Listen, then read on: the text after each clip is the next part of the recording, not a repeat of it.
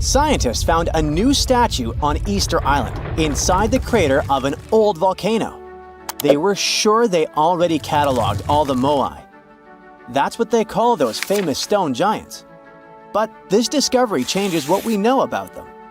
First of all, the moai were rarely alone, so we may hear about more of them in the same area. Second, it's the first moai found at the bottom of a lake. Scientists were working on a project to restore the marshland in the volcano's crater when they stumbled upon the statue. The lake that was here began to dry up in 2018. For at least 200 or 300 years, it was almost 10 feet deep, so it would be impossible for humans to build or put a statue on the bottom. Scientists think the moai are over 500 years old. It's possible that the Rapa Nui people who built them probably brought the statue here when the lake was dry in the past. The new find turned out to be slightly over 5 feet tall, which is smaller than the other statues on the island. It's a full-bodied one with recognizable features. Researchers also plan to do radiocarbon dating to find out the exact age of the statue. They don't plan to remove it from where it was found because the oldest members of the Rapa Nui community want it to stay where it is. Moai statues kept scientists puzzled for centuries. They knew that they were built as a dedication to the island's chiefs, but no one could figure out why they chose these various locations for the statues. Most of them were found along the coast of the island.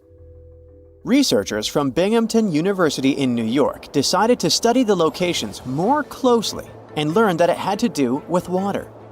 Easter Island has porous volcanic soil that absorbs rain easily, so there aren't enough streams or rivers and too little fresh water. Hundreds of years ago, the island's people relied on groundwater discharge to get drinking water. The water stored deep underground in rock or soil layers, called aquifers, reach a point where it flows up to the surface. When this underground water emerges near the coast, it mixes with the salty seawater, but the salt level remains low enough that the water is safe to drink. The islanders used to collect this water directly from the spots where it flowed out. And it looks like that's why they built the moai along the coast, right near their most important water source. The main bodies of most of the statues were made of volcanic tuff from a local quarry in what used to be a volcano. This material is easy to carve, but not so easy to transport. That's probably why researchers found over 300 unfinished moai back in the quarry. The rest of them stand in various locations, facing the villages.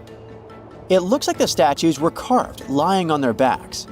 Then, their sculptors detached them from the rock, moved them downslope, and set them in a vertical position to finish the work. When it was done, it was time to move the statue to its platform. And we're talking about moving statues that weighed around half as much as a single-story, unfurnished house without a car or any modern equipment for 3 miles. The locals must have invented some original transportation method. Scientists tried to recreate it and pulled moai replicas on wooden sleds. They thought someone would have used palm trees for that purpose, but this theory has been debunked. The most successful experiment so far was wielding ropes to rock the statue down the road in a standing position. This sounds legit, because the local Rapa Nui legends mention that the moai walked from the quarry. And of course, they needed a good road to get there. In the early 20th century, researchers Catherine Rutledge found an 800-year-old road network on the island. It was a bunch of pathways around 15 feet wide going from the quarry. She thought that those roads were ceremonial and not built just for the statues. She wasn't a famous scientist back then, so others mostly ignored the theory. Several decades later, famous Norwegian adventurer and archaeologist Thor Heyerdahl published his theory. He mentioned that the roads were there exclusively to transport the moai, and some of the statues were dropped along the way for some reason. But in 2010, researchers found that the statues reached their final destinations because they were all set on hidden platforms. The road floor was U-shaped, so pulling massive statues along them wouldn't be easy. You can still find roughly 15 miles of these roads on the island and see them from satellite images. Scientists used to believe that the Rapa Nui people made Easter Island unlivable and ruined their own civilization. But a new study that used remote sensing data and machine learning says that the island's population didn't grow too big and collapse. Instead, the islanders figured out how to live in this challenging place and kept their population small and steady for hundreds of years. Researchers found amazing rock gardens as proof for this new theory. Easter Island, or Rapa Nui, is one of the most remote places on Earth where people live. It's surrounded by the Pacific Ocean. Central Chile is 2,200 miles to the east of it, and French Polynesia is 2,600 miles to the west. The island, which is 63 square miles in size, is made entirely of volcanic rock. But the volcano stopped erupting a long time ago, so Rapa Nui's soil has lost most of the useful nutrients that lava once brought here. It's also drier than tropical islands, and its deep waters made fishing much harder for the settlers, as there's no shallow lagoons or reefs to fish in. So, the islanders came up with a smart farming method called rock gardening to survive here. They spread rocks of different sizes over the soil and planted crops like sweet potatoes and taro between the rocks. The rocks protected the plants from harsh winds and salty air and helped regulate the soil's temperature. They also slowly released minerals into the soil, so it became healthier for growing food. Some islanders still use these gardens, although they don't produce a lot of food. People in places like New Zealand, the Canary Islands, and the US Southwest have used similar techniques to grow crops in uneasy environments. While scientists are solving Easter Island mysteries, the island itself is teaching them something new about how the Earth's mantle works. For years, they thought it moved like a slow conveyor belt, carrying tectonic plates along with it. But a new study by geologists from Cuba, Colombia, and the Netherlands is challenging this idea. They used a special method called zircon dating to figure out the island's age. Zircons are tiny crystals that form when magma cools, and they have traces of uranium inside that turns into lead over time. So, the scientists measured this change to tell the age of zircons. And they were shocked when they saw that some zircons were way older than expected, around 165 million years old. The island itself is only 2.5 million years old. The scientists found that these ancient zircons came from deep inside the mantle, under the tectonic plate, by magma from earlier volcanic activity. Easter Island's volcanoes are part of a group called hotspot volcanoes, formed by hot plumes of rock rising from deep within the Earth. Normally, these plumes stay in one spot while the Earth's crust moves above them and creates a chain of islands, like Hawaii. But the discovery of ancient zircons on a younger island shows there's more going on deep underground than we thought. Research showed that 165 million years ago, a giant volcanic plateau existed where Easter Island is now. But 110 million years ago, it sank under Antarctica because of tectonic subduction. Ancient zircon minerals stayed put and didn't travel away with the mantle conveyor belt. So, it looks like the mantle near hotspot plumes doesn't flow as much as scientists used to think. It stays still. This new idea could lead to big changes in how we understand plate tectonics and how the Earth's inside moves over time. Your heart is racing. You're running for your life from one of the biggest creatures you've ever seen. A giant reptile on 2 legs, sprinting right behind you. You hear the sound of a raging river next to you, but decide not to jump in. Thick leaves and bushes keep blocking your path, and you keep getting stuck in the mud. Everything around you is out to get you, and there's nowhere to hide. You spot a hollowed-out tree trunk and crawl inside. Whatever's out there is getting closer and closer. You hear deep guttural breathing and huge stomping. It's getting closer. You see a large tail from a crack in the tree trunk, swinging and knocking down bushes and small trees. Whatever it is, it's sniffing you out like those dogs at the airport. And right next to your face are giant bugs the size of a house cat. Perfect. You've always been scared to even look at crawly little things, but this one's so close and so big, you can actually see its facial features. It's looking at you like you're the alien. You want to scream, but can't. Then, out of the darkness, more bugs. They're curious things, flicking their antennas all over your body. Okay, this is too much. A bug is one thing, but now, a giant centipede thing is crawling your way. Its fangs are the size of your thumb. You dart out of the tree trunk and come face to face with a giant monster. It stops and stares at you, knowing you have no place to go. Claws and teeth the size of bowling pins. That's enough to keep you up at night. It's getting ready to charge right at you. Welcome to the most dangerous period and area in history for a human, the mid-Cretaceous Sahara. This place was thriving around 100 million years ago in what would now be North Africa. Back then, the continents were all arranged differently, and the weather was wild. Extreme storms were pretty common, and temperatures would rise and fall like a Mexican wave at a soccer stadium. Then, sea levels started to rise. Water flooded the Kem region, an area between modern-day Algeria and Morocco. Over the next millions of years, asteroids, volcanic eruptions, and other natural disasters wiped out everything else. Bye-bye, dinosaurs. Thanks for playing. You probably think of the Sahara as one of the most inhospitable places on Earth, but back when it had trees and rivers, it was even more dangerous.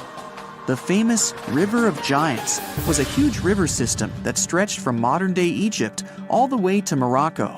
The land was flat and not much vegetation grew there, but it was enough for life to exist. Frightening, scary life. That creature you're staring at, it's a giant, scary-looking theropod, and it's out to get you. Imagine a T-Rex-like dinosaur that's more than 32 feet tall and has an epic jawline. Scary stuff. They were the top dogs in the food chain back then. And that's why this place and period in history was so unique. The entire area had an incredible imbalance between hungry dinos and poor little dino snacks. There wasn't enough food to go around. Scientists were never able to find much evidence of herbivores. That means it might have been a royal rumble of carnivorous creatures waiting to pounce on each other at any moment. So, after a while of having a stare-down contest with a giant theropod, a shadow creeps up on you from behind. You're too scared to turn around, but the growling is louder than anything you've ever heard. It shakes you to the core. You turn around and see a Spinosaurus, and that's about all you can see. You know how they always show the T-Rex as the king of the dinosaurs? Well, this one would be, what, the emperor? It stands about 50 feet tall and has a sail of scales on its back, the size of a regular human. Then add in a crocodile-style snout with razor-sharp teeth and some short, powerful legs. Its diet mainly consists of river fish, but it's looking at you like you're a delicious fish taco. The two alphas are now in a standoff, with you stuck in the middle. But before you close your eyes and get ready to be eaten, they begin fighting each other, knocking down trees. You tiptoe your way out of there and run. The further you go, the better, right? Wrong. Not here, because everywhere you go, there's going to be something dangerous. During this period, there was danger in the sky, in the water, and on land. There were small mammals scurrying around here and there, but they mostly stayed in the shadows to avoid danger. After 5 minutes of running as fast as humanly possible, you make it out of the forest and onto an open plain. Bad move. Now there's nowhere to hide. Suddenly, you hear another shriek. You look behind you. Nothing. It's just short grass everywhere. Then you tilt your head up to the sky and see what looks like a giant bird. Only these are technically flying crocodiles. There were plenty of huge pterosaurs that ruled the skies. Alanqua saharica was a flying reptile that may have eaten fish in the river. Those fish must have been tasty. It had a huge wingspan and long, slender jaws. Oh, and it was the size of a small bus. This one found you and is racing down to catch you. You run for your life, again. And this time, there's no place to hide. Suddenly, you feel talons grasping onto you and you're lifted off the ground. You soar up. If you weren't scared out of your mind, you might have noticed how beautiful the giant river channels below you are. The Elanqua maneuvers like a fighter jet, headed for the mountains, dodging all obstacles. You see a large nest with some mini beasts in it. They're hungry and as large as you. Not a great combination. You try to break free, but it's impossible. The creature drops you in the middle of the nest and flies off. You try to cover yourself, but the little ones keep pecking away. It's only a matter of time before it's too late. You look down below you and see the river. You can't tell how deep it is, but it's got a really strong current.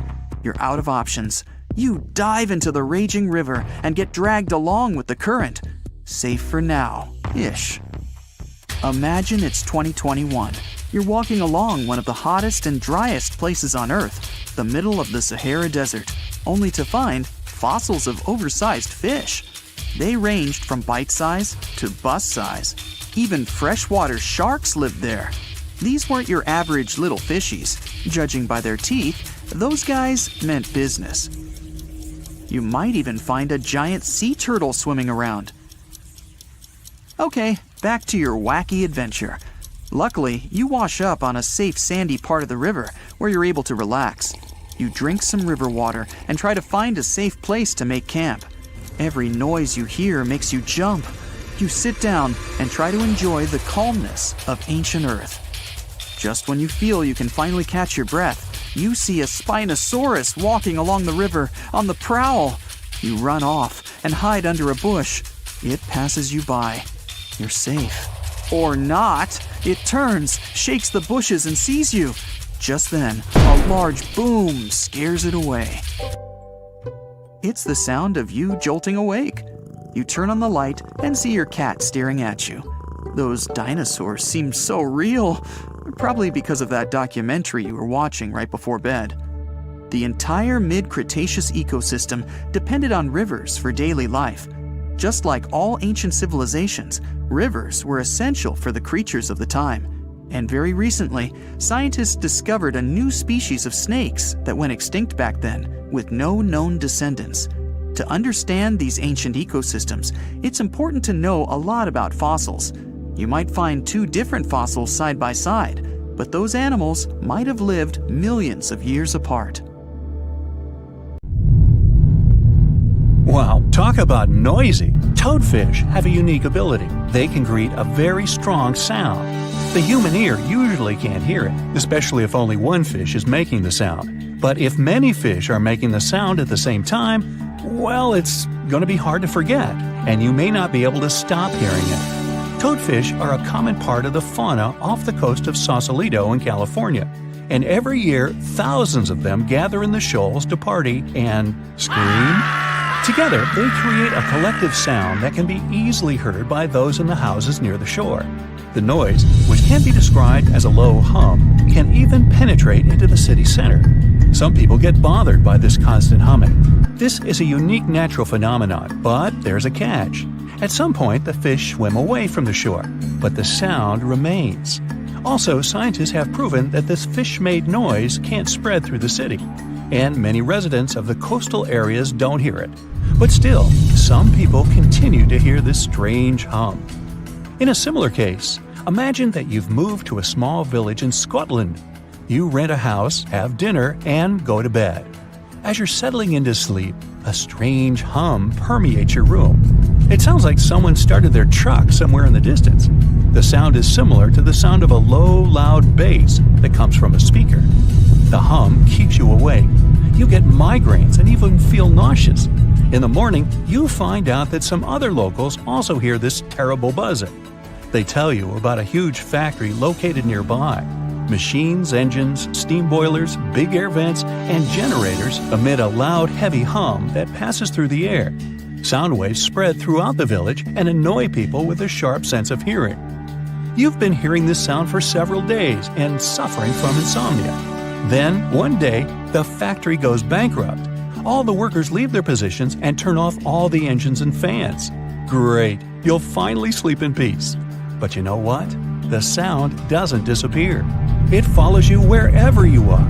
And it's not about the factory or the fish or the truck engine. Imagine that you're walking down the streets of a small English town. There are a lot of planes flying right above you. The hum they make follows you. Even in bed you can hear it. You wonder if there's an airport nearby. You ask the locals and find out there's not even a runway here. But where does the sound come from? You raise your head to look up and see a clear sky. There are no planes, but there's noise. And you're not the only one who hears it. Some locals are sure that the hum comes from high-speed traffic on the highway. Thousands of cars drive in two directions and leave massive sound waves behind. But at night, there are no cars there, and the sound remains. Maybe you're going mad. People's stories about the hum save you from this madness, and it's not just the residents of this town that know about it. About 4% of people on the planet hear the hum. Strangers tell each other about the hum that prevents them from sleeping and concentrating on something. The sound follows them everywhere and doesn't stop. Some people hear it in certain places, so they move to other cities. Maybe you're hearing it right now and not paying attention. But be careful. If you recognize it once, you won't be able to stop hearing it. There's a website and a forum on the internet dedicated to the hum. People from all over the world put geolocations in places where they heard this mysterious phenomenon. You can find thousands of these coordinates on the site and even add your own. People describe different levels of noise and share their sources. Some theories say that the hum is the sound of our planet coming from the core. Someone else is sure that it comes from the atmosphere. Scientists have even been consulted, but they also don't know the reason for this phenomenon. People use high-frequency microphones and amplifiers to record the hum. Almost everywhere, they detect a low-frequency vibration that is practically impossible for the human ear to catch. It mixes with the sound of cars, printers in the office, and subway trains. Sometimes people stop hearing it, but the hum increases when they lie in bed. Many records about the hum say that people hear it in industrial cities. Sometimes these sound seekers manage to find the source. They ended up being factories with running generators where the sound was getting into the ventilation system and where the fans spread it outside the building. When the generator stopped working, the sound disappeared.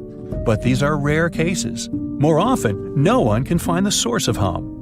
One of the most famous places where you can catch it is in the city of Taos in New Mexico. About 2% of locals hear a strange buzzing every day. Some tourists experience it too. Scientists came to the city to study this mystery, but found no explanation. Some theories say the usual acoustics of this place cause the hum. Some folks think it's just a hallucination or the power of suggestion. Everyone talks so much about the hum that the brain creates an illusion of a sound that doesn't exist. Locals believe the nature of the buzzing is mystical and associated with bad spirits. Whatever it is, no one has found out the truth yet. The hum that people hear all over the world may be the result of seismic activity in the tectonic plates under the ocean waters. Huge chunks of the Earth's crust are slowly moving and colliding with each other. This creates a noise that reaches us in the form of a hum. But why do only a few people hear it? Perhaps about 4% of the world's population has a unique sense of hearing. In any case, scientists haven't been able to confirm the tectonic plate theory either. Some researchers point to submarines as the reason. They use low-frequency radio signals to communicate around the world. These signals spread over the surface and can affect the human body. When the ear catches these sound waves, it reacts and causes vibrations similar to humming. This happens because low-frequency sound energy collides with the soft tissues of the skull and stimulates the auditory nerve. In fact, it's not even a sound. It's a hallucination that is created by your brain. But still, no one can confirm this theory either. Perhaps thunderstorms can create the hum phenomenon. About 8 million lightning strikes hit the Earth every day. Some impact creates a powerful electromagnetic charge. Lightning penetrates the air and makes it resonate between the Earth's surface and the ionosphere. Yeah, it sounds complicated, but the principle is simple. Imagine that you're blowing onto the neck of a bottle. Hear this low hum? Lightning works similarly with air. And that's just one hit.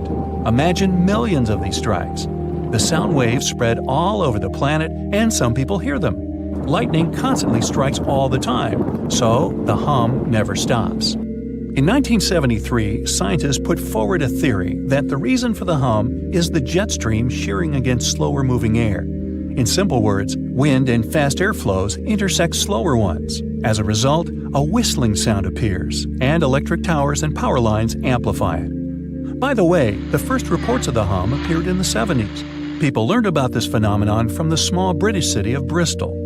Dozens of residents heard this strange noise in different parts of the town. In the beginning, they ignored it. Then the sound became increasingly more irritable. It prevented people from working and living their everyday lives. They couldn't sleep and couldn't concentrate on anything. There was a warehouse with industrial fans in a neighboring town.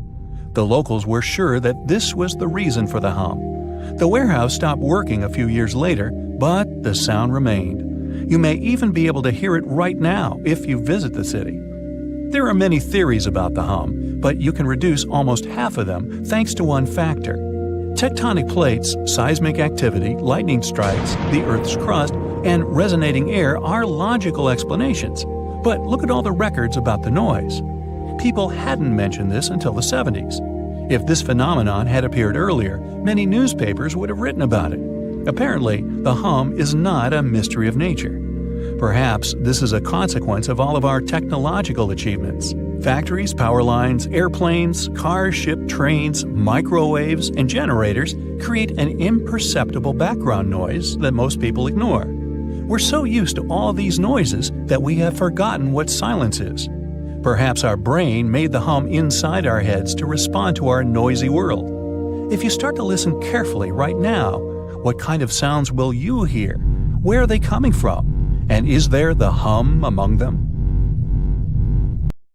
Behind those huge steel doors is one of the most guarded places on Earth. It's known as Site R, or the Raven Rock Mountain Complex. You'll find it in Pennsylvania. The construction is 60 stories underground and is said to be a safe place for people in case of a natural or human-made disaster. There's not a lot of information online about this mysterious place, but what we do know is that it's equipped with 38 communication systems. It's obviously not available for visits via Google Earth, but you can catch a quick glance at the two gates that face the complex. Vatican City is one of the most famous enclaves on Earth, and it's certainly worth a visit due to its wonderful architecture and vast list of art pieces to check out. One place, however, will always be off limits for visitors: the Vatican's secret archives. They have some of the oldest and rarest books on Earth. These archives are available only to a limited number of people, and since they have been visited by a small number of people so far, they also trigger a lot of weird theories. For example, that there may be books proving there's life outside our planet. If you're fascinated by shipwrecks, you'll be interested to know that one of the largest wrecks you can see on Google Earth is on North Sentinel Island, India. It used to be called the SS Jassim. It was a Bolivian ferry that sank in the area back in 2003. The reason why people can't visit it physically isn't because of the ship itself, but because the island is home to the world's most dangerous tribe. We don't really know how many people live there, but it was estimated that between 50 to 400 people call this place home. And they really don't like tourists. No person that tried to reach them survived. Also, to protect them, their privacy, and their special status, the island is closely monitored by the Indian authorities. That's mostly because it's believed the locals don't have any immunity to modern diseases. So being in contact with foreigners might be dangerous for the tribe's people, since they've never seen the outer world. A huge pink bunny appeared seemingly out of nowhere in the Italian Coleto Fava Mountains back in 2005. Besides the locals, some people stumbled upon it online too. They were puzzled by the discovery. Unfortunately, that 200-foot-tall bunny is completely gone today. You can still find the images of it online though. The unusual object was designed by artists from Vienna. They encouraged tourists to climb, jump, or even take a nap on top of the large rabbit.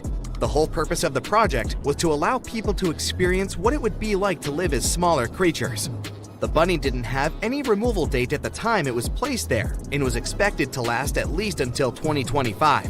But Mother Nature had other plans. A Japanese artist decided to move back to her little home village named Nagoro. But she soon found out that most of her neighbors were moving to bigger cities. To deal with loneliness, she started putting together scarecrow-like dolls, or kakashi, and placing them all over her garden. She didn't stop there though. The artist soon began doing the same with many other places in her village, creating dolls and placing them as if they were taking part in various human activities. These dolls keep moving around too, but the woman likes to stay true to her story and insists she doesn't touch them. You can see the images of this quirky village on Google Maps. This weird portal was discovered via online maps in New Baltimore, New York. It gave people all sorts of bad dreams. With spooky-looking buildings and all sorts of blurry figures, this area soon became a source for many weird internet theories. Turns out it was nothing more than a technical issue, which resulted in those images being rendered in a distorted manner. Either way, if you look for these images on Google, you won't be able to unsee them. This cute miniature world map was created by an artist from Denmark. He continuously worked on this tedious project from 1944 until 1967, using mostly his hands and just a few tools for moving heavy rocks around. He gathered stones at the edge of the water, then recreated the map of the world on the surface of this lake. During the winter, he was able to use a sled to transport larger pieces of rock over the ice and then place them in the perfect position. Apart from the continents themselves, the map also features rivers and lakes, as well as some other famous landmarks. Care to have a look at a sea without any coasts? Search for the Sargasso Sea. You'll find it in the northern Atlantic Ocean. This weird sea is surrounded by 4 ocean currents and no dry land at all. It got its name from the seaweed that grows there, sargassum. Fingerprints on the lens of a satellite camera? You may be tricked into thinking this if you search for the Finger Maze. It's located in the city of Brighton, UK, and is a large fingerprint created in Hove Park. It also has a maze at the center. It can be really hard and time-consuming to look for wild animals on Google Earth, but the Geo browser does have a nice feature that can help if you're eager to see hippos and flamingos in their natural habitat.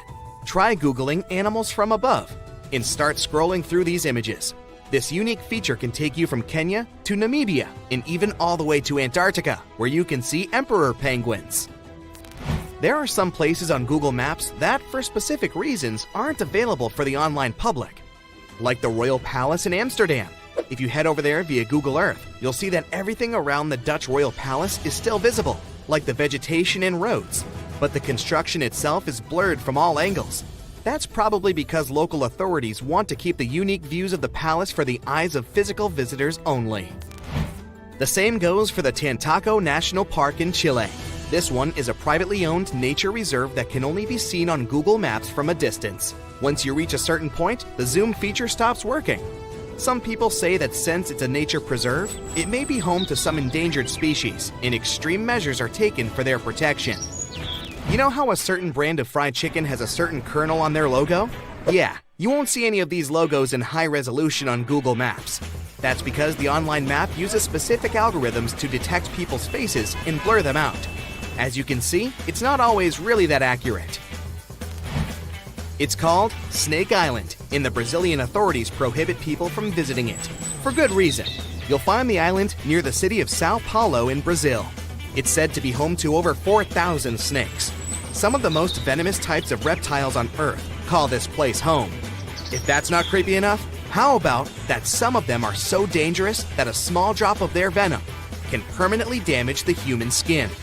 You can see the shape of the island on Google Earth, but the more you zoom in, the blurrier it becomes. Here's another cool thing you can do on Google Earth: time travel. Well, at least sort of. You won't be able to travel back in time and tell yourself to study more for that tricky exam, but you can see certain historical images of places you like. You can check if this feature works by looking at the upper left corner of the screen. If you can see a small icon with a clock, it may allow you to scroll some years back. But you can also see how sunlight affects Earth if you turn on the sunlight feature. The sea, this unrelenting water beast, has been defying all attempts to tame it for centuries. Many ships driven by the wind have gone through the harshest parts of the world. Some have survived the struggle with the sea, and many have come off second best. It's the year 1834. A ship called the Pilgrim is setting a course to sail from California to Boston. The journey will venture around South America and then past Cape Horn of Chile. Richard signs up as a merchant seaman aboard the Pilgrim. This is his first voyage at sea. The crew tells Richard stories of the Drake Passage off Cape Horn, a route that's legendary for its dangers. Countless ships and sailors have disappeared in those waters. Since Cape Horn's discovery in 1526, It's quickly become known to all those that have sailed around it as the ultimate test of any mariner's skill and of any ship's strength. Those that have survived the journey call Cape Horn a sailor's nightmare. Jack, the helmsman, a salty veteran, steers the ship towards this most dangerous of all routes. Jack has been aboard the Pilgrim since it was first commissioned in 1825. He's passed by the Horn many times, each time learning a different lesson from the tests provided by the sea. The Pilgrim has been refitted since its past voyage a year ago. Richard values Jack's experience, given that it's his first journey at sea. Jack assures Richard of his confidence in the Pilgrim, even though it's just a small wooden brig with 2 masts. Jack's aware that wooden vessels are gradually becoming outdated, replaced by new steam-powered ships. But Jack prefers the maneuverability of the Pilgrim and would take it over the steel ships any day. Richard is excited to be aboard. There's so much to explore in life as a merchant seaman, but the guy struggles to acquire his sea legs on the boat. Forceful winds make the Pilgrim move faster, providing Richard with a quick introduction to life at sea. At the same time, nothing can prepare him for what is to be experienced at Cape Horn. It's the southernmost point of land before Antarctica.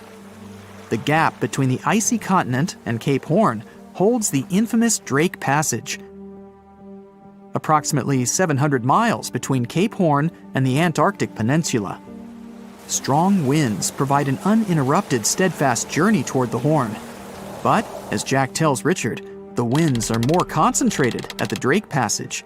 They create a funneling effect, becoming stronger and more unpredictable.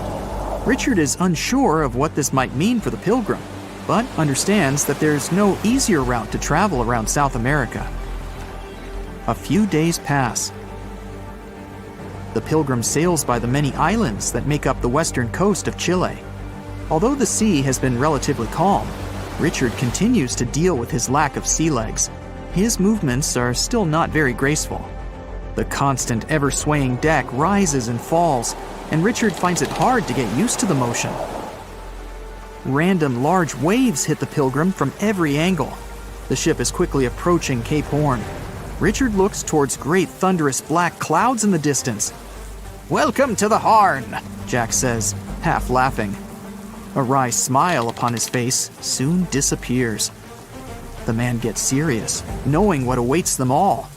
Stronger winds start blowing the sails as the crew scrambles to hang onto the ropes. Richard desperately sets to adjust the aft sails, adjusting for the constant change in strong southerly winds. Jack holds firm at the helm, knowing the importance of his role. He's wary of the swell.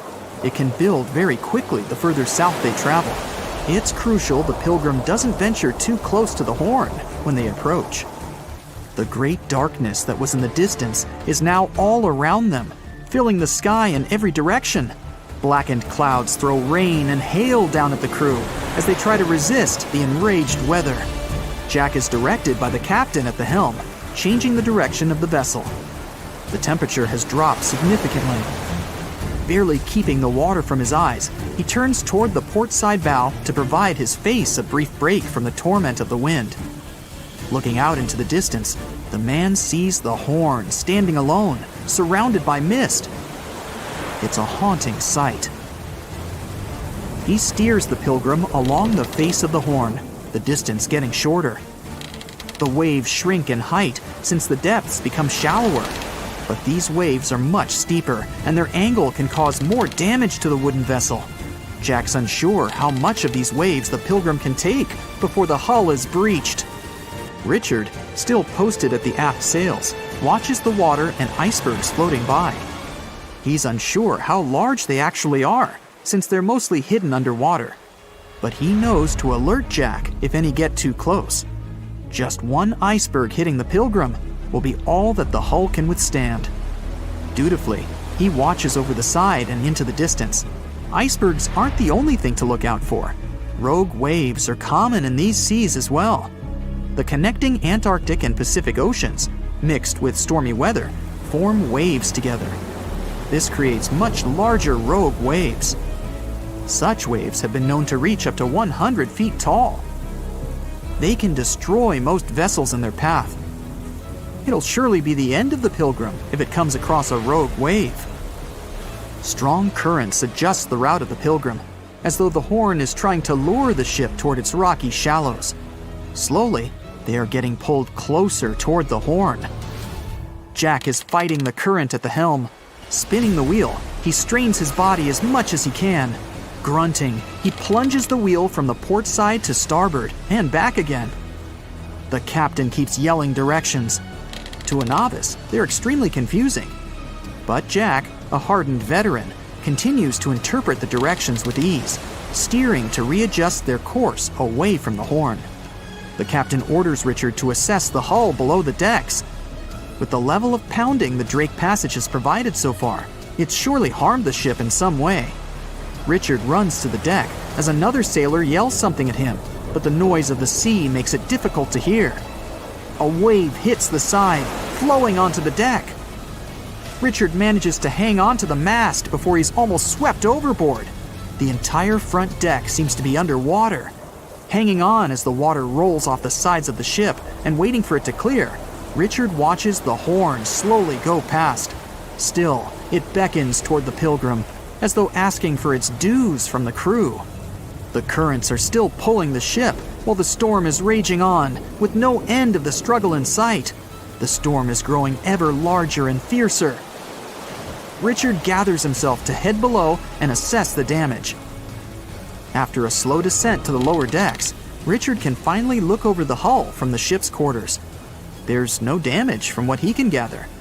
But he's shocked by the depth of the water inside. It's now at waist depth.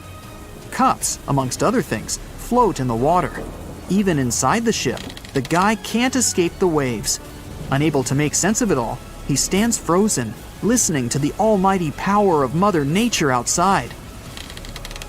The sea roars even more wildly, waves constantly thudding against the hull. It sounds like a somber drumbeat, a slow countdown to the demise of the Pilgrim. Richard forces himself back to the terrors of the above decks, grasping onto the rails to carefully walk the slippery stairs. He leaves the disturbing creaks of the wooden decks. They're soon replaced with the strained sounds of the ropes, the yells of other sailors, and the deafening roar of the sea crashing all around him. Jack is at the helm, focused on his role, still fighting the wind and the waves, even with the addition of ice and frost. It seems that the world around him has set its heart to distract the man from his duty, but Jack pushes on determinedly.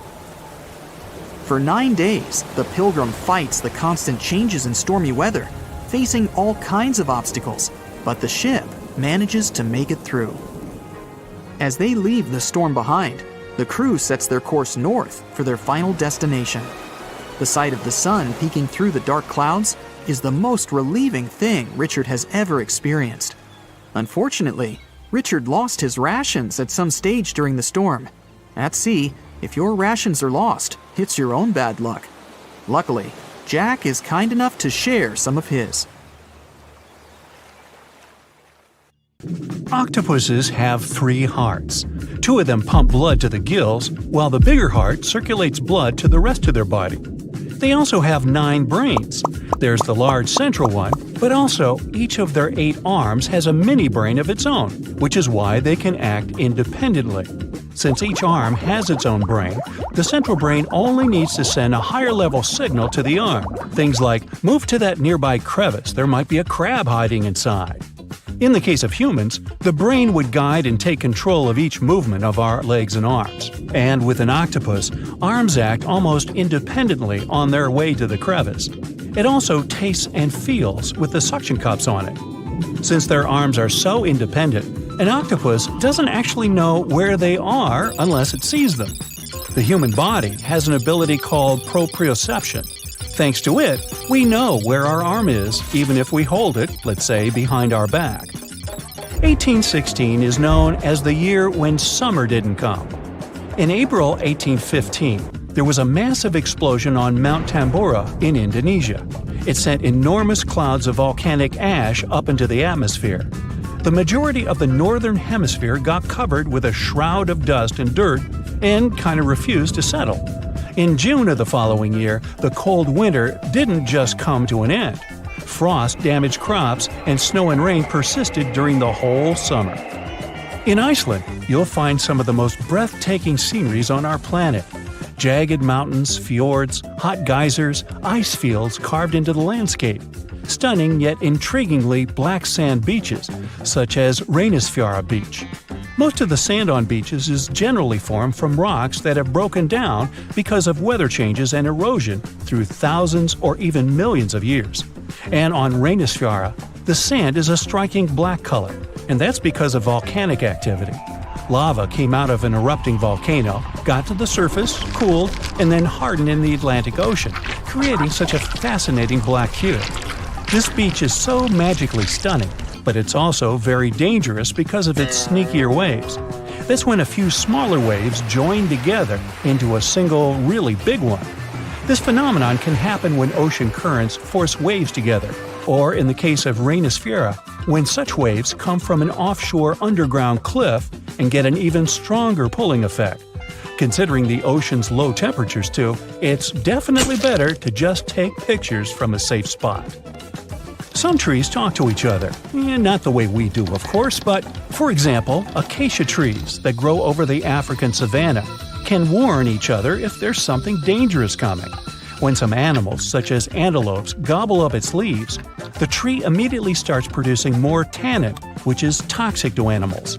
They also emit a special type of gas that travels through the air and warns other trees they should protect themselves too. You're stargazing, such a chill night, and then a flash of bright light streaks through the night sky. A shooting star, so cool. But what we see is not actually a star, although we call it that way. They're meteors, which are basically small chunks of dust and rock moving through space. As they're passing through our atmosphere, they cause something called friction when one thing rubs against another, and that's why they glow. Also, the friction causes heat. Dust and rocks get extremely hot as they fly through the atmosphere, and the heat makes them glow until the moment they burn out and turn into what we call the shooting star. Sunsets in deserts are extremely beautiful because of the spectacular colors they produce a bit more than elsewhere. Sunlight consists of various shades of the color spectrum. When the sun is high in the sky, these colors mix together and our eyes see them as white. But as the sun gets lower, its rays have to go through a thicker layer of atmosphere before they get to us. The atmosphere then scatters shorter wavelengths of light, like blue and purple, before we can even see them. That's why the longer orange and red wavelengths stand out. In urban environments, air pollution can make sunset colors duller than everywhere. The clean air in deserts allow the vivid colors coming from the sun to shine through at twilight. Also, the moisture, water vapor, and rain-engorged clouds can mute the sunset's hues. Since there's no rain, clouds are thin and wispy, so they filter and reflect sunlight instead of blocking it. Bamboo grows really fast. It's actually the fastest growing plant on Earth, sometimes growing about 3 feet in just one day. You can find it in dense forests, where only a little light gets to the ground, which means bamboo is under strong pressure to reach the sunlight as quickly as it can. There's an underground stem that connects bamboo shoots to their parent plant, so the shoot doesn't really need leaves of its own until it gets to its full height. Also, bamboo grows faster than other plants because it doesn't waste its time and energy on growing rings that thicken the stalk. It's just a thin, hollow stick that grows straight up. You'll notice some of the big trees have shallow root systems, sometimes even 10 inches deep in the ground. The roots generally need access to oxygen and water, and they can mostly find it in special underground pockets called soil pores. When a tree has ideal moisture and soil conditions, it can send roots deeper down under the surface and get what it needs. But most of the time, conditions are not perfect, considering bedrock, stones, and compact soil that physically prevents the roots from going down. Such obstacles also prevent the roots from getting the needed oxygen. So, when life gets tough, the tree will take an easier option. Its roots will stay close to the surface and spread out in different directions. Drought conditions are another reason trees can have shallow root systems.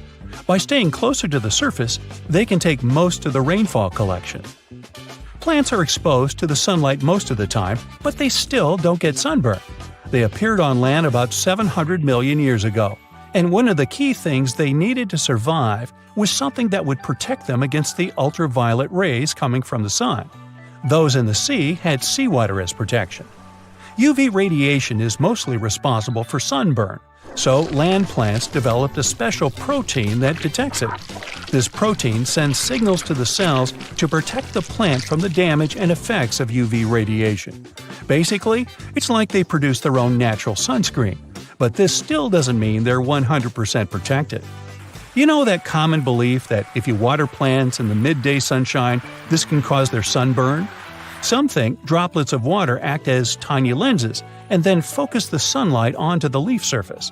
But they're not strong enough to actually focus sunlight from a water droplet onto the surface of a leaf. It's just that their natural sunscreen doesn't mean total protection. Too much exposure to UV radiation damages cells in the leaves and bark of the majority of plants. Earth's core is as hot as the surface of the sun. You'd think it could easily melt our entire planet, especially since the core is only 1,800 miles away from the surface. If the sun were so close, we'd be like French fries. But we're alive because the center of the sun is surrounded by a mantle of rock that's mostly solid. The crust we walk on actually floats on that mantle and protects us. If the sun was close, we'd only have empty space to protect us, and you and I wouldn't be talking. Also, to melt the entire planet, you'd need way more energy than the heat in its core. Antarctica. It was once a green land full of dinosaurs, but now it's a frozen continent bigger than that of the US that doesn't belong to anyone. It isn't hard to find. Wherever you go, just go south until you get to the big icy thing at the south pole of our planet. It lies within the Antarctic Circle, and it's the largest single mass of ice on Earth. The continent is bigger than the US and even bigger than all of Europe. And still, Antarctica was officially discovered recently. Scientists hadn't known of its existence until 1820. After the discovery, it took another 2 decades to confirm it was a whole new continent, and a few more decades after that to decide on a name. In Antarctica, anti means the opposite. So Antarctica literally means the opposite of the Arctic. Now, even before scientists discovered the land, ancient Greeks already theorized that there must be a southern continent to balance out the Arctic in the north. Also, some scientists who studied Polynesian artwork and oral history believe that Polynesians found the continent over a millennia before the Europeans did. Anyways, today we all know of this icy land at the South Pole. Because of its location, there are just 2 seasons there, summer and winter, and both last 6 months. In summer, it's a bit warmer, and the continent exists in pure daylight. And in winter, it's dark all day long. 98% of Antarctica is ice. This continent alone stores 60% of the planet's fresh water. And yet, despite all those water reserves, Antarctica is the biggest desert in the world. By definition, a desert is an area with sparse vegetation and little snow or rain. Notice that plenty of sand isn't a necessary condition here, even though the continent does have some sand and even sand dunes. It also gets a lot of wind.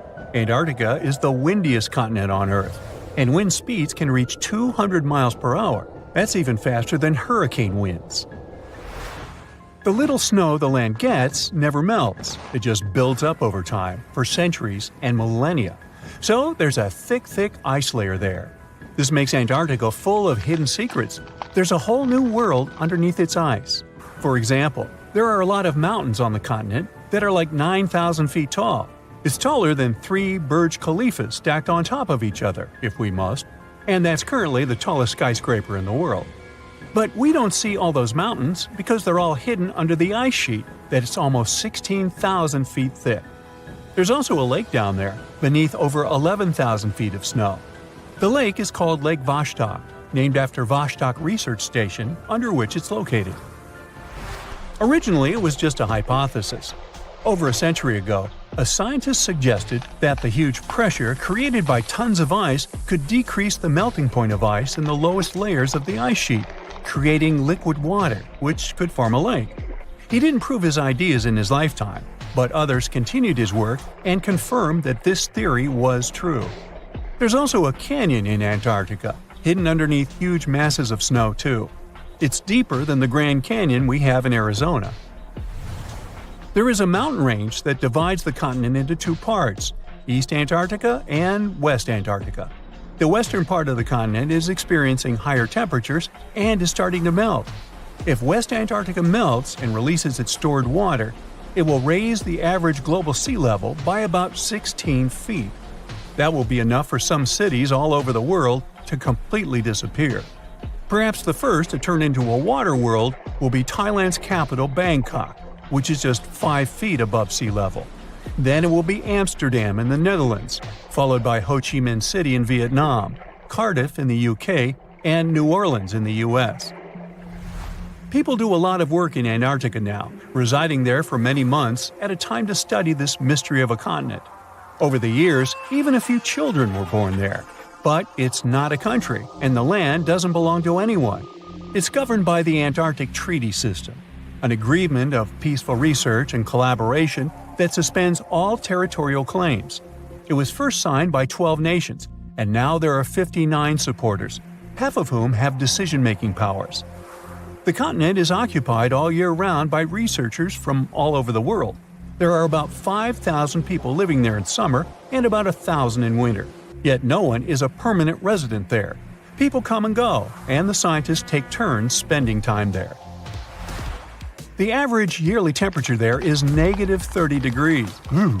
But there was a time when Antarctica was about as warm as Melbourne, Australia is today. It was about 40 to 50 million years ago. I wasn't around then. But the continent had green forests and dinosaurs roaming its land, chilling in the sun in a 63-degree Fahrenheit environment. That was before penguins. In our age, it's so cold that you won't even find any trees or bushes in Antarctica, just the snow. The only plants that can thrive in such extreme temperatures are lichens, moss, and algae. People can't stand such freezing conditions for lengthy periods of time either, so the continent has never had any indigenous population.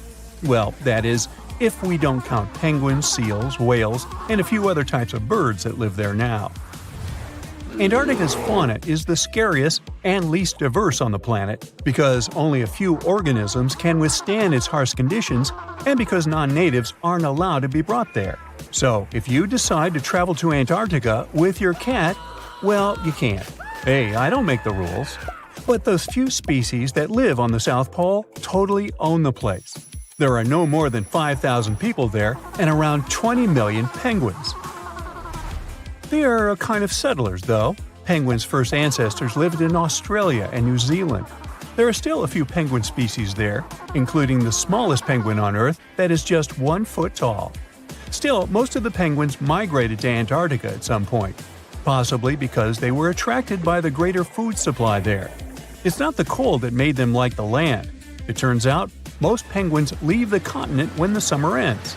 The only ones that stay there are male emperor penguins, and they do it to warm and protect eggs left by their mates. But where do all the other penguins go? At first it was a big mystery even to scientists, but then they attached some tiny location devices to the legs of a few of these animals and figured it out. Penguins go to live in the southern oceans while it's too cold in Antarctica. None of them go ashore for half a year until they get back to the continent. When they come back, it's when those eggs, left for male penguins to nurture, start hatching, and so penguin families can be together when it happens. Penguins eat different fish, and the ocean is full of those despite its cold temperature.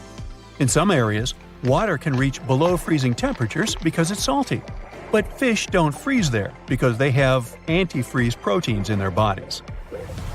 Then there are also about 1 million seals in Antarctica. They like fish too, and they can hold their breath underwater for 2 hours. They see way better underwater than in the bright light of the day, and they also use their whiskers to locate food. Their breathing holes in the ice can freeze while seals are away, and they must use their teeth to make a new one. Seals can even sleep underwater and then resurface occasionally to get some air without waking up. I can appreciate that. As with many other crazy internet discoveries, it all kickstarted on Reddit with a wild post about wicked forest designs. Just take a gander on Google Earth and hit up the History tool to watch epic transformations from barren valleys to densely populated areas teeming with lush green tree plantations. Currently, Uruguay has approximately 2.7 million acres of artificial forests. Just to put that into perspective, it would take you around 15 to 20 minutes to walk across 1 acre, depending on how fast your pace is. You could spend a lifetime just walking around those artificial Uruguayan forests. But how did they emerge, and how did they reach this scale? So there's this process called afforestation, where trees are planted in previously non-forested areas. This initiative was implemented as part of a larger plan to increase the country's forest cover, resulting in Uruguay now exporting an impressive $2 billion worth of wood pulp annually. Despite native forests only covering 5% of the country, these artificial forests occupy a significant 6%. Another cool thing about these forests is that they have special trees that originally couldn't be found in Uruguay. It was decided to plant eucalyptus trees there, as they show impressive results in terms of how fast they grow.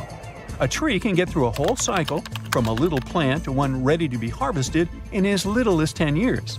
Yeah, not as impressive as bamboo, that grows a couple of feet a day, but still faster than a common Uruguay tree called the Tree of Heaven, which takes about 25 years to get full-sized.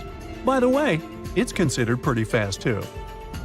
Now this funky forest in Japan is literally turning heads. In the Miyazaki Prefecture, there's a group of Japanese cedar trees that are causing a buzz with their unique concentric circles reaching toward the sky.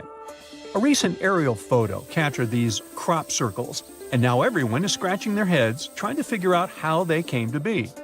But fear not, there's no extraterrestrial invasion involved. It turns out this cool formation was actually a carefully planned project from almost half a century ago. Back in 1973, researchers planted these trees in specific radial increments to create these mesmerizing circles. I mean, 50 years ago, Google Earth was nowhere around.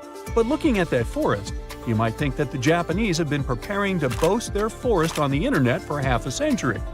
Now, what's even more fascinating is how the trees grew in a curved shape, spreading out in an unexpected way. Originally meant to be harvested after 5 years, there's now talk of preserving this circular forest because of all the newfound interest. Now, look at this portal in the forest. There's no way it could have emerged naturally, right? If your first guess was that it was a piece of contemporary art, you were right.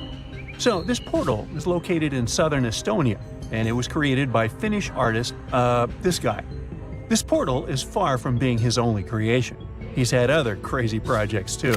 Like, he once sailed to Estonia in a boat made of bark. He also chopped down a forest plot, sorted all the materials for months, and then made an installation the same size as the original plot.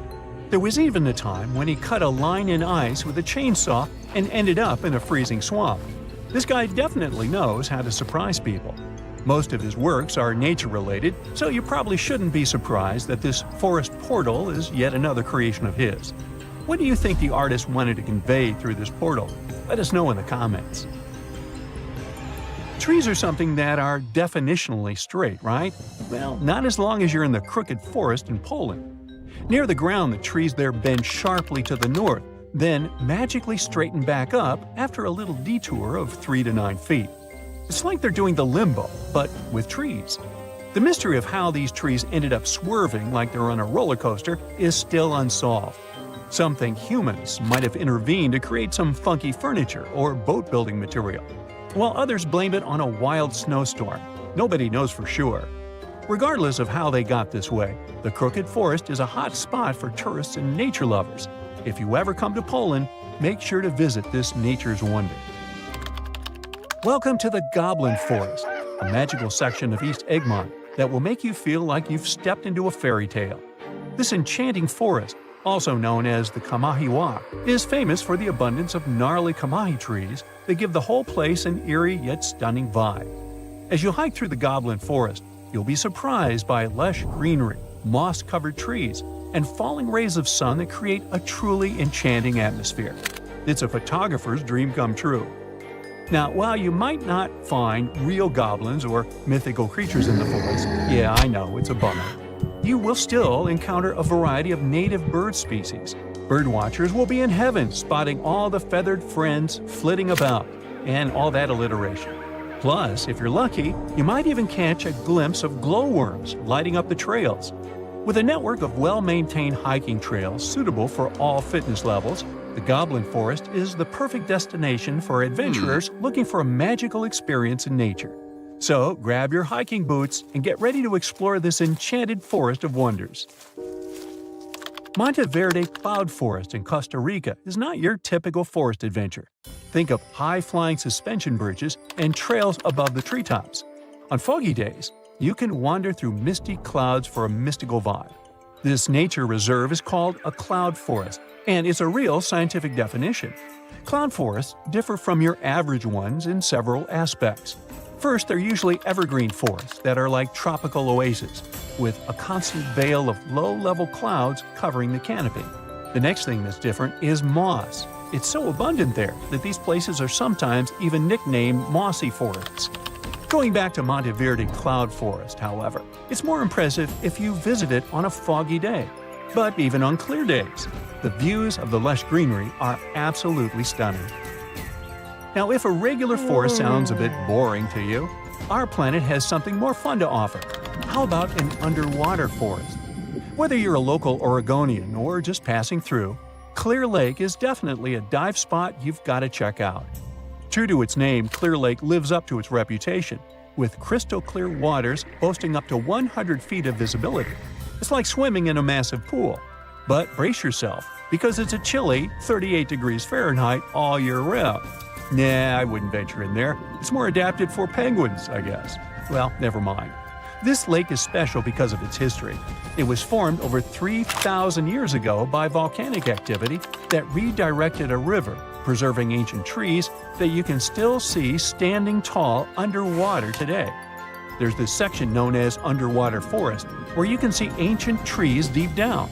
An underwater forest walk sounds fancy, doesn't it? And in Madagascar, there's not a forest, but an avenue of trees. But the trees are so majestic, this avenue can rival with the coolest actual forest. I'm talking about these awesome, gigantic baobab trees.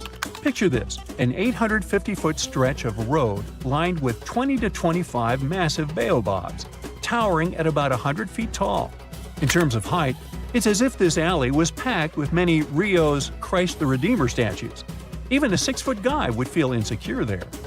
And if you venture just 4 miles away, you'll find the baobab amaru, 2 baobabs that grew twisted together like a love story. Legend has it that they represent an impossible love between 2 young villagers who dreamt of a life together. Now they stand there, intertwined for eternity. Picture a ghost town. Abandoned buildings covered in graffiti, rusting remains of cars, cracks in the roads. And now add to that a thick blanket of black smoke coming from under the ground. And the ground itself is hot to the touch. You're entering Centralia, Pennsylvania. Centralia used to be a lively place during the 1800s and up to the 1960s. Its rich coal mines attracted a lot of people to work and live there. But in 1962, one of those mines accidentally caught fire, which started to spread underground. Coal is a slowly burning fuel, so the citizens continued to live peacefully for almost another 2 decades, until the fire began to undermine the town. One of the worst accidents was when a giant sinkhole appeared out of nowhere in the backyard of a house in Centralia. Luckily, no one was hurt, but after that, people started leaving the place. In the following 30 years, almost everyone moved out, though not all. As of 2020, 5 people still live there. But other than that, Centralia is by all means a ghost town, and crumbling abandoned buildings and cracked roads are just a minor part of it. The most disturbing thing about this place is the smoke billowing from under the ground through cracks. The fires down below are still raging, heating up the surface and slowly destroying the remains of the town. In fact, this was what inspired the famous fictional town of Silent Hill. The blaze is estimated to last for another 250 years, and by that time, there will be nothing but scorched wasteland in the area. If you're afraid of bugs, then this place will probably be your worst nightmare. The Gomantong Caves in Malaysia could be one of the most picturesque places in the world, if not for their dwellers. First off, there are bats. Over 2 million of these animals live in the vast expanses of the caves. They're easily scared, but I guess you don't want that. Millions of winged horrors flying at you in a panic aren't to be taken lightly. Secondly, there are cockroaches. And while the number of bats is more or less determined, the roaches swarming the floors and walls of the caves are unaccountable. There are so many of them that you won't be able to make a single step without a dozen of these creepers crawling up your legs. And finally, if you manage not to scream from the cockroaches and wake up hordes of bats, you might be rewarded with other wonderful dwellers of the caves. Those include snakes, scorpions, and giant venomous centipedes. Charming. Still, the caves are open to the public, and there are lots of people who visit this place. Right in the middle of nowhere in the empty wastelands of the Karakum Desert in Central Asia, there's a great hole in the ground that burns forever.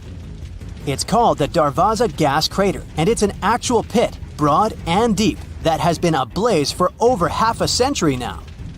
The locals call it the gate to the underworld, and the view is indeed frightening. There is no way to extinguish the flames, and scientists believe the crater will keep burning for centuries on end. The pit apparently appeared in 1971 when a group of engineers scouted the area and thought they stumbled upon an oil deposit. It turned out to be a natural gas pocket though, and when the drilling rig started working on the site, the ground collapsed. The engineers were afraid that the poisonous gas might put nearby towns in danger, so they thought it best to set it on fire and let it burn out in a few weeks.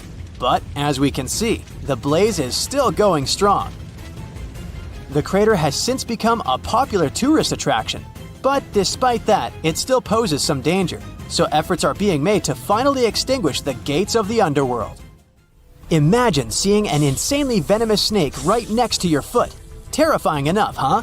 And now, multiply that experience by a couple thousand times, when no matter where you try to run, there are similar snakes all around. That's Snake Island for you, and the name couldn't describe it better. The island is located not far from the coast of Brazil, and is home to thousands of golden lancehead vipers.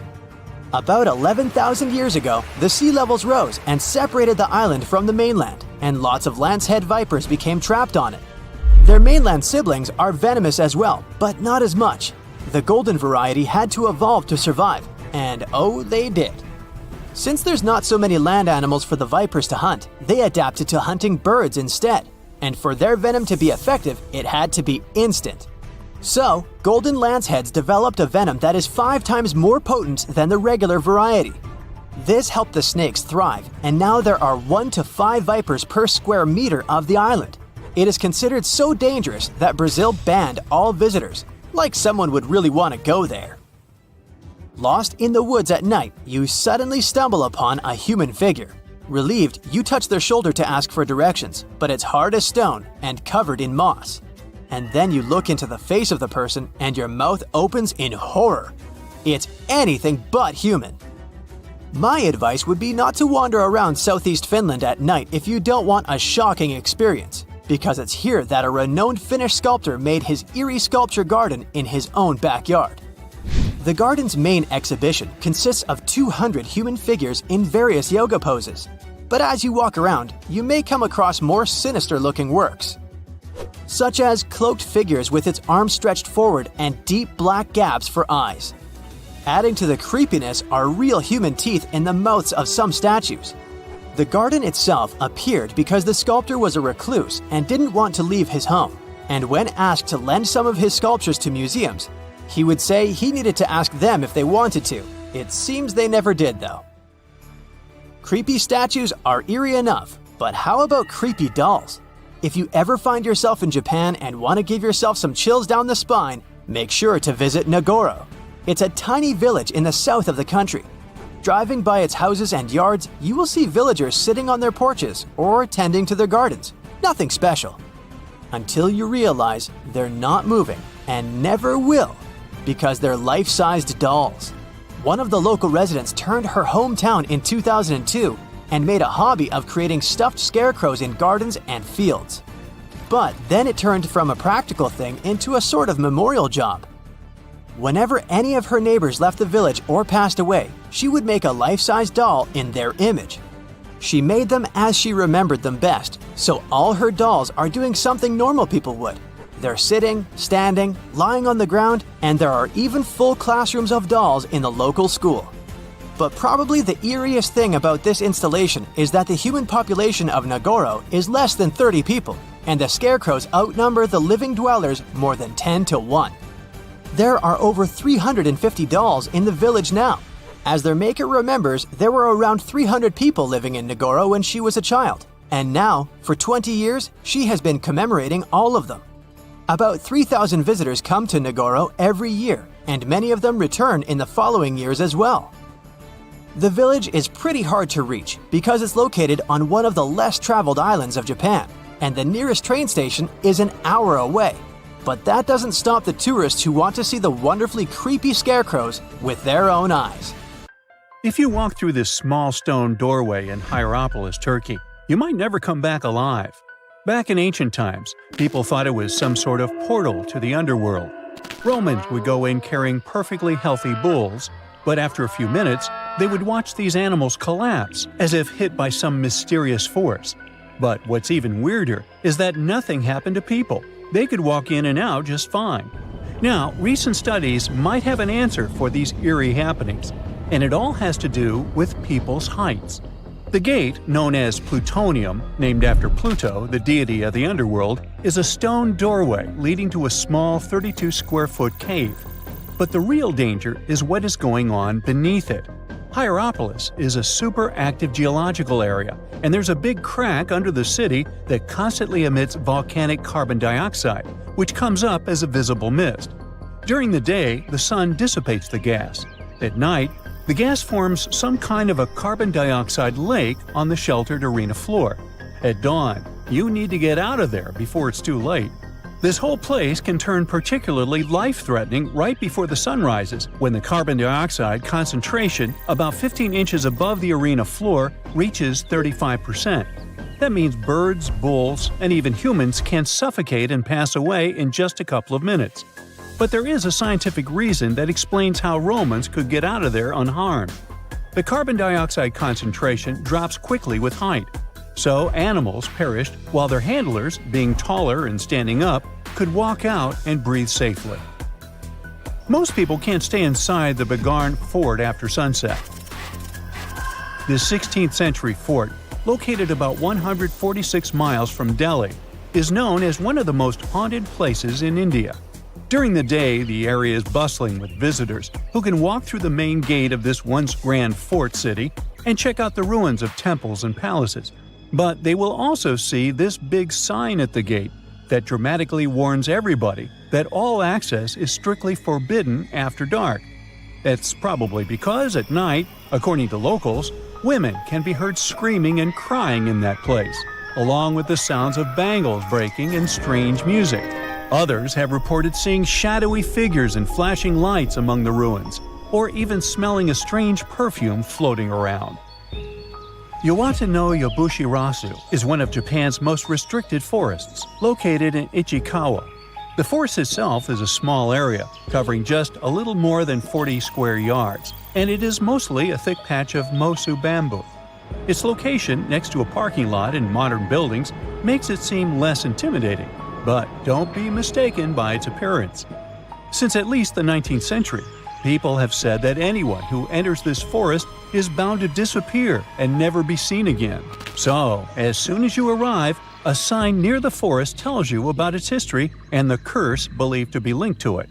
Some rumors suggest the creepy presence of an ancient samurai lord walking around. Other legends say that the forest hides a bottomless pit filled with poisonous gas. Whether these stories are true or not, today, the area is enclosed by stone walls, and entry is still strictly prohibited. In a valley called the Dark Entry Forest in Connecticut, you will find Dudleytown, but you definitely shouldn't go inside. Not only has the land been private property since the 1920s, but it is also known as one of the spookiest places on Earth. This place was first settled in the early 1740s, and many of the original settlers were from the Dudley family. That's why it's called Dudleytown. There's a local rumor that the town's founders were descended from Edmund Dudley, an English nobleman who lost his life for treason. The legend says this curse followed the Dudley family all the way across the Atlantic to America, and their misfortune is said to be responsible for crop failures, mental problems, and several tragic incidents in the village. Again, it is all just rumors, since historians haven't found any real evidence to support these claims. Still, the pitch-black surroundings and the eerie Blair Witch Project vibe going on in that place fueled ghost stories in the 1980s. This led to many cases of vandalism in the following decade, and because of that, the landowners closed the area to the public. This old abandoned building used to be the fancy palace of King Farouk's family, who was the penultimate king of Egypt back in 1936. After his family members passed away, the palace was turned into a morgue. Locals say that today, the whole place is super creepy and off-limits. Some people have reported seeing light bulbs flicker and shadows move around, making strange noises. Once, a group of kids allegedly went inside and totally freaked out when they found all the doors had suddenly disappeared, leaving them in complete darkness. They had no choice but to start screaming for help. This Hawaiian island has been off-limits to people for over a century. It's called Ni'iau and is the smallest inhabited island in Hawaii, covering around 69.5 square miles. It has around 84 residents. The island doesn't have cell phone service, paved roads, or power lines, just solar panels for electricity. A single family has privately owned the island since 1864, when a Scottish farmer bought it for $10,000, which would be around $250,000 today. The island has stayed in the family, passing down to its descendants, the Robinsons. They have kept it private ever since, so access is highly restricted and basically by invitation only. The Erdstall tunnels are a network of about 2,000 mysterious underground passageways mainly found in Central Europe, especially in Austria and Bavaria. These tunnels are usually narrow and cramped, often just wide enough for one person to squeeze through at a time, and they are believed to date back to the Middle Ages, as far back as the 12th century. What's really puzzling about these tunnels is their purpose. Despite a lot of research, nobody really knows why they were built. There is a theory that they were used for storage, but since many of them are below the water line and occasionally get filled with water, that doesn't seem very practical. These tunnels have very light, almost claustrophobic sections and sudden drops, which doesn't seem practical for other straightforward uses like escape routes, hiding places, or even spiritual purposes. To make things even more mysterious, there is a complete lack of artifacts, which makes it even harder for researchers to figure out what these tunnels were really for. Since 2019, adventurous people can get arrested if they try to climb this rock. Uluru, also known as Ayers Rock, has been off-limits because it is now considered a sacred site for local communities. But the fact that it is also extremely dangerous probably played a big role in the decision to close it off to visitors. This rock is 1,142 feet high, which is about the height of an 80-story building. The climb to the summit can be very slippery, and high temperatures, which can hit 116 degrees Fahrenheit in the summer, have led to people passing away from dehydration and heat-related issues. Something even creepier happens at the top of the rock right after storms. When it rains, small tadpole-like crustaceans called shield shrimp hatch in temporary water holes and rock pools on top of Uluru. These extraterrestrial-looking creatures are about 3 inches long, and they spread their super-resilient eggs everywhere. When enough summer rain comes, they hatch and go wild, feeding on microorganisms and bacteria in the water. How these strange creatures end up in the fleeting pools on top of Uluru is still unclear, but the most likely explanation is that their eggs might travel there with the wind. Are you a pro swimmer? Brave enough to take a dip in any ocean or sea? Bad news. There are some places you should avoid no matter how well you swim or dive. Some of these places have dangerous underwater rocks, strong currents and tides. Others are famous for legends about monsters and mysterious creatures. So let's dive into this aquatic horror show. Have you ever heard the word the strid? It's a variation of the word the stride that is used in Yorkshire. and it refers to a narrow section of the river wharf that's so small you could jump over it. But don't be fooled by its size, it's one of the most dangerous spots around. Even taking a step into the water can have dire consequences. The river wharf has a forceful current, and since the strid is so narrow, it's even stronger in that area. The intense water flow has eroded the limestone around the strid, which created hollow spaces much deeper than the rest of the riverbed. Here's the secret. The current has also weakened the banks of the strid from below. So, the ground you're standing on, admiring the rapid flow, is probably just a fragile ledge hanging over treacherous waters. There's no record of anyone who found themselves in the water of the strid and found their way out of it. And the worst part? You wouldn't even guess that this innocent-looking stream could be such a danger. So, my advice to you, my friend, is to stick to a safer body of water for your aquatic adventures. If you're looking for a weekend getaway in California, Horseshoe Lake is the spot for you. It's got everything. Sandy beaches, hiking trails, and picnic areas, but wait, there's more to it than meets the eye. This lake has a dark side, namely around 100 acres of dead trees that surround it. And it's not just the trees that have been claimed by this lake. The earthquakes that hit in 1989 and 1990 unleashed carbon dioxide from under the hot magma. The gas seeped out into the air, damaging all the life around the lake. Even now, Horseshoe Lake is just as dangerous as it was 30 years ago. What makes it so scary is that the levels of this toxic gas change randomly. Warning signs that are posted everywhere certainly could give a horror film touch to a fun hike in the woods. In Kauai, Hawaii, there's a group of stunning waterfalls that used to be a popular destination for tourists. Kipu Falls, as they're called, were once the go-to spot for swimming and diving. To get to them, you had to take a long walk along a dirt path until you finally arrived at a breathtaking view of a 20-foot waterfall pouring into a crystal-clear pool below.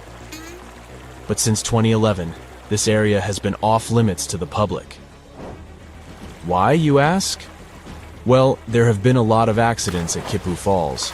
Obviously, jumping off the top of the waterfall would be an obvious reason for that, but in addition, there were much more mysterious cases. Witnesses tell tales of swimmers peacefully enjoying the pool at the bottom of the falls, only to be suddenly dragged under the surface.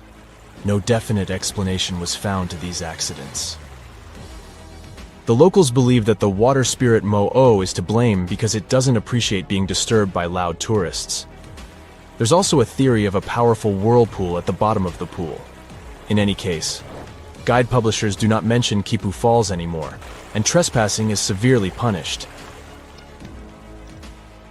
The Samisen Hole, located in the Gulf of Thailand, is the ultimate spot for thrill-seeking divers, but it's also the most dangerous one. With a drop of 280 feet, it's the deepest diving site in the region. But its depth is not the only reason it is considered a place to avoid. The area is a major shipping zone for giant oil tankers. The strong currents around the hole make diving even more treacherous. And if that's not enough, the Samisen Hole is also home to deadly barracudas that could easily attack unsuspecting divers. The water is so murky that visibility is nearly zero, making it challenging to spot these aggressive sea creatures. All in all, the Samisen Hole is a breathtaking but extremely hazardous spot that should only be explored by experienced divers with nerves of steel. Let me tell you about New Smyrna Beach, the shark attack capital of the world. If you're looking for a relaxing vacation spot in Volusia County, Florida, you may want to reconsider this beach. The waters around New Smyrna Beach are teeming with fish, which attracts a lot of sharks. In fact, there have been so many shark attacks reported in this area that it's earned the title of the shark attack capital of the world. Even scientists have warned that if you go for a swim there, you're bound to get up close and personal with at least one of these creatures. We are talking about a distance of 10 feet, and in many cases you wouldn't even notice it. To make matters worse, the bull shark, one of the most dangerous and aggressive types of sharks, has been spotted in these waters. Once again, Kauai is on our list. The beach on Nepali coast called Hanakapiai Beach might look like heaven on earth, but don't be fooled. To get there, you have to trek through a super steep, rocky 2-mile trail. There are no lifeguards on this remote beach, so even if you decide to take a dip in the water, you're on your own. The biggest threat to your safety is the incredibly strong rip currents. They are almost always present because there are no reefs to shield the shore. And if someone gets caught in one, there's no safe place to swim to for miles. The nearest safe beach is 6 miles away. Trust me, this beach doesn't have the best track record in terms of safety, so it's highly advised that you stay out of the water if you end up at this beach. Let me tell you about a place that looks like it's straight out of a horror movie. We're talking about Berkeley Pit, which is an artificial lake situated in Butte, Montana. The first thing you'll notice about this place is that it has an eerie blood-red color that can only be described as unsettling. You might be tempted to take a dip, but that would be a grave mistake. Don't even touch it. The water is extremely dangerous due to the heavy metals present in it, such as cadmium, arsenic, zinc, lead, and copper. They come from the rocks that surround the lake and make the water super acidic. In fact, this place used to be an open-pit copper mine, hence its color. So if you want my advice, avoid this place like the plague. There are 3 lakes in Africa that maybe are the most dangerous places of all that I have mentioned so far. They're all located in Africa. Lake Monoun and Lake Nyos in Cameroon and Lake Kivu in Rwanda are all like ticking timers ready to go off. They were formed over underground pools of molten rock, and sometimes this molten rock releases toxic gases like methane and carbon dioxide right into the water. When this happens, the gases can build up until they suddenly burst out of the water, creating massive waves that can wipe out everything in their path. This type of outburst is called a limnic eruption, and it can release a cloud of poisonous gas that can be harmful to everything in the vicinity. The most terrifying part? These explosions can happen at any moment with no warning. So if you ever find yourself near one of these lakes, you'd better be on high alert, because you never know when the next accident might happen. Maybe you know other places you wouldn't recommend for a fun swim? Share your anti-recommendations in the comments below. If you're a fan of Dr. Pimple Popper, you're probably freaking out right now, itching to squeeze out every little blackhead from those lip contours. But this is actually a hill formation that you can find in Garb, Sudan. Knowing that perhaps makes it all the more creepy because it looks like the crack in the middle is swallowing up everything around it. This black hole scenario brings to mind our next stop, Vostok Island. This eerie spot is a 59-acre coral atoll situated in the southwestern Pacific Ocean, about 400 miles northwest of Tahiti. If you check it out on Google Earth today, it looks like it's been totally blacked out, sparking all sorts of wild theories. People keep saying that this place is some top-secret base, or even a fictional island straight out of Lost. But what we see here is actually just a dense, dark green forest made up of Pisonia trees. Since nobody lives there and hardly anyone ever visits, the island is pretty much untouched by humans. This massive star, or mandala, is situated just outside Beatty, Nevada. It has got the internet all puzzled, with people trying to figure out if it's evidence of some kind of extraterrestrial activity. To add to the mystery, this spot is right by the Tonopah Test Range, which is also known as the famous Area 52. Despite its creepiness, it's probably just one of the thousands of crop circles that gained fame after Google Earth came along. This spiral formation right here is also located in Nevada, and it definitely looks like another chilling crop circle. But things get even stranger if you use the street view option. As you zoom in closer and closer, you'll notice that it's made up of carefully arranged rocks. This labyrinth, so to speak, is part of an open-air museum situated in the ghost town of Rhyolite. And if that's not creepy enough, take a look around and you'll see dozens of eerie men in white cloaks. Despite their lifelike appearance, these silhouettes are actually statues from an installation created by a Belgian artist in the 80s. Even stranger than stumbling upon a large circle on the ground is finding a bunch of them. Our next location in Wyoming is filled with peculiar circle structures to the point where it's hard to count them all. During the 20th century, this U.S. state shifted from a farming economy to an industrial one, dominated by the extraction of oil, gas, and coal. So, these circles are likely remnants of a tank farm. I mean, places where oil storage tanks used to be located. If you want to avoid nightmares, I highly recommend not searching for the mausoleum of Emil Becker in Poland. If you happen to find it by using the Street View mode, prepare yourself to face an abandoned place with the most terrifying sculpture there is. Oh, the creeps. Keeping on the spooky side, let's head to an isolated corner of Kazakhstan, where you can find a pentagram etched into the Earth's surface. This formation is huge, measuring roughly 1,200 feet in diameter. Before you jump to conclusions about this formation being related to some kind of underworld deity worship, it's worth noting that the pentagram actually turns out to be the outline of a park designed in the shape of a star. The star shape is marked by roadways, which are now lined with trees, making the star shape even more distinct in aerial photos. You can spot this peculiar symbol from quite a distance. At first glance, it might even resemble an otherworldly alphabet, as if a highly intelligent civilization is trying to send us an alert message. But this mystery is already solved. We are in De Hoge Veluwe, a Dutch national park located in the province of Gelderland. And these lines are actually part of the park's logo. Search for these coordinates to find what looks like a land formation straight out of an extraterrestrial landscape, or perhaps a set from Avatar. This place, located in Inner Mongolia, China, is believed to be a granite mine. But it's a bit of a mystery why it has such a striking blue tone on Google Earth. If you check it out on Microsoft Bing Maps, for example, the same location appears in a much more natural tone. In the Australian outback lies a massive geoglyph known as the Maori Man.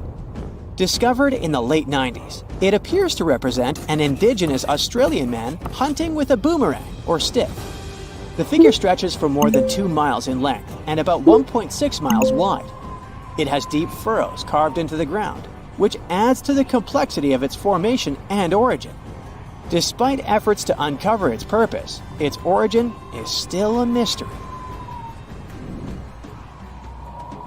This is Desert Breath, located in the Sahara. Like many things you have seen in this video, this formation also sparks speculation about it being created by extraterrestrial beings. But a quick Google search clears up that mystery. It turns out this is an art installation created by a group of 3 Greek artists back in 1997. They went all out, moving around a whopping 280,000 square feet of sand and even creating a large pool in the middle of it. Egypt still holds many mysteries, and you can explore them yourself with Google Earth. That's how some people stumbled upon this striking triangular-shaped plateau and immediately jumped to the conclusion that they discovered a hidden pyramid. However, experts quickly dashed their hopes. They believe there's no plausible explanation for a pyramid to exist in this area, located 8 miles west of the Nile Valley edge in Upper Egypt. This discovery is likely nothing more than a hill that has suffered the effects of erosion, combined with a heavy dose of wishful thinking. In some cases, nature itself is responsible for creating frightening sculptures, like the Badlands Guardian in Alberta, Canada. If you look at it from above, you'll notice not 1, but 2 human heads emerging from the landscape. These gigantic beings were sculpted by rainwater erosion on layers of clay-rich soil. Ironically, additional human-made structures give the impression that this one is wearing wired headphones. It seems that deserts are a prime spot for discovering strange images on Google Earth. So our next stop is China.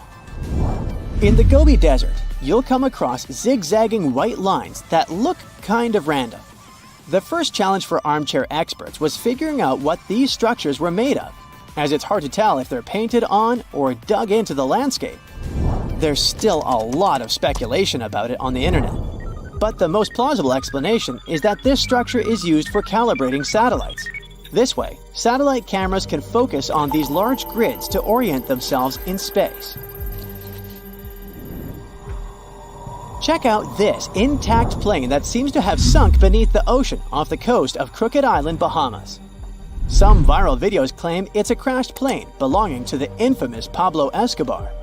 The truth is that something lying on the bottom of the ocean can't be that visible, so it's more likely that it's a plane that was actually flying when Google captured these images. However, there is a strong belief that Pablo Escobar did have a plane that crashed nearby, but it was in another part of the Bahamas known as Norman's Cay. You can still spot it in shallow turquoise waters. Just search for Norman's Cay sunken plane, and there it is.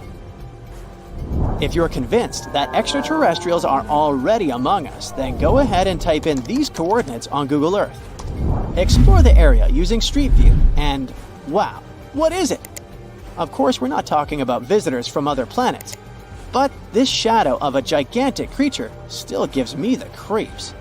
Turns out, it's just a person lugging around one of those 360-degree Street View cameras tucked away in a trekker backpack. So hey, if you take a good look around Google Earth, you might stumble upon more of these elongated necked beings walking around the globe. Imagine you're surfing a perfect wave, and then it suddenly freezes. Well, it sure sounds creepy, but couldn't possibly happen in real life, right? Wrong. You can see mind-blowing frozen waves in Antarctica. These waves occur when the ice gets compressed and the ever-increasing pressure squeezes the air bubbles out. As for the beautiful blue color, it's the result of ice melting and refreezing. When the summer begins, an ordinary-looking river in Colombia transforms into a liquid rainbow. Caño Cristales, also known as the most beautiful river in the world, sparkles in 5 colors: red, black, green, blue, and yellow.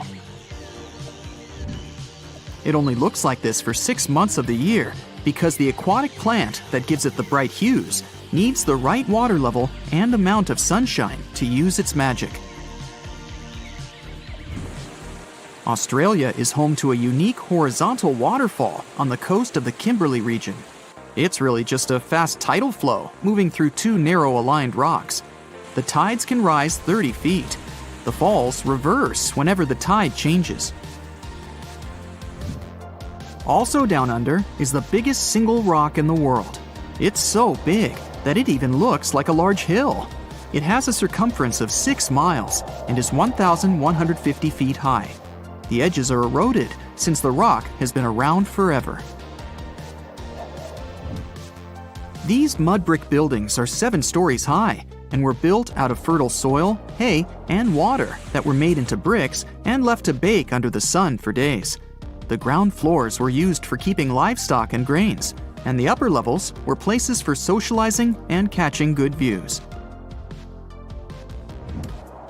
Antelope Canyon in Arizona, also known as the place where water runs through rock, has 2 sections of slotted canyons.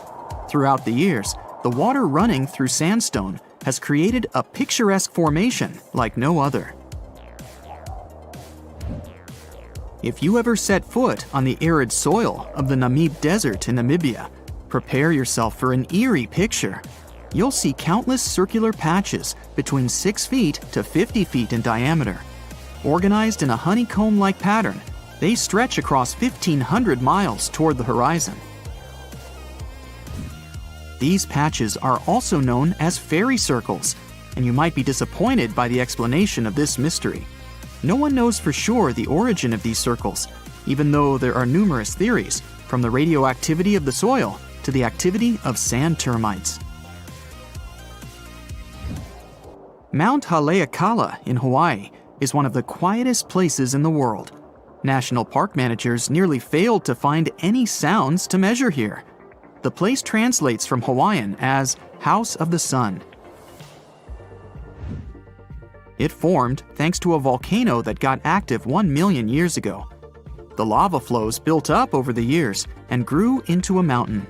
It has its own climate and weather that's impossible to predict. It takes almost a week by ship from South Africa to travel to the world's most isolated settlement of Edinburgh of the Seven Seas. You'd need special permission from the local government to visit as a tourist. About 300 locals all treat each other as family, grow their own food, and keep their island impeccably clean. Daintree Forest in Australia is the oldest rainforest in the world. It has been around for over 100 million years. Daintree is home to some unique animal species, 12,000 different types of insects, and about half of Australia's frog, butterfly, and bat population. The rainforest also has around 3,000 types of plant species. Rocks that travel are called sailing stones because they seem to move across the dry lake bed of Racetrack Playa in Death Valley National Park, California. As the rocks move, they leave behind a creepy trail that used to have scientists baffled. After all, some of the boulders weigh more than 660 pounds. On top of that, some of the trails are curved, while others are mostly straight, with unexpected turns to the right or the left. But eventually, NASA experts cracked the mystery in 2006. It turns out that in winter, the lake fills with water, covering the boulders at the bottom in ice. And since ice is pretty buoyant, underwater movements and winds make the stones move across the lake bed. In their wake, they leave bizarre tracks, only seen when the water evaporates in the summer. Lake Maracaibo in Venezuela is often called the lightning capital of the world. Thunderstorms arise here 300 days of the year, with a peak in September. Sometimes there are up to 200 flashes in a minute. It happens because cool air coming from the surrounding Andes meets with warm air from the Caribbean Sea and generates electricity. Some places on Earth have less gravity than others. Canada's Hudson Bay, for example, used to be covered by a super thick and heavy glacier during the last ice age. The ice had pushed tons of rock mass outward when it started to melt.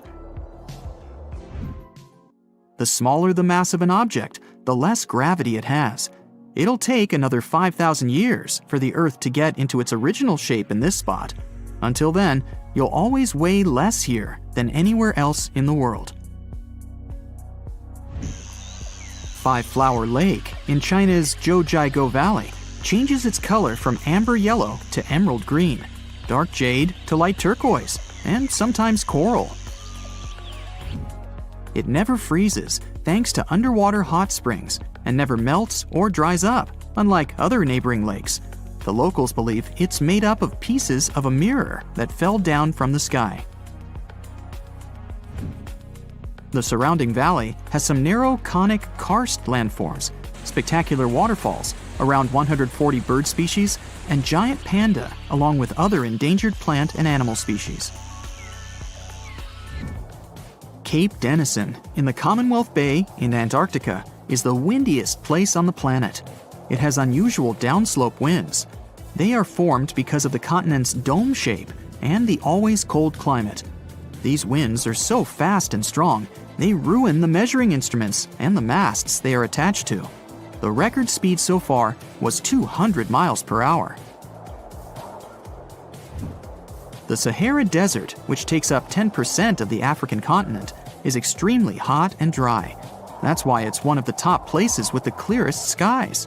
There's hardly ever a cloud above it. This, plus the remoteness from any civilization, makes it one of the best spots for stargazing.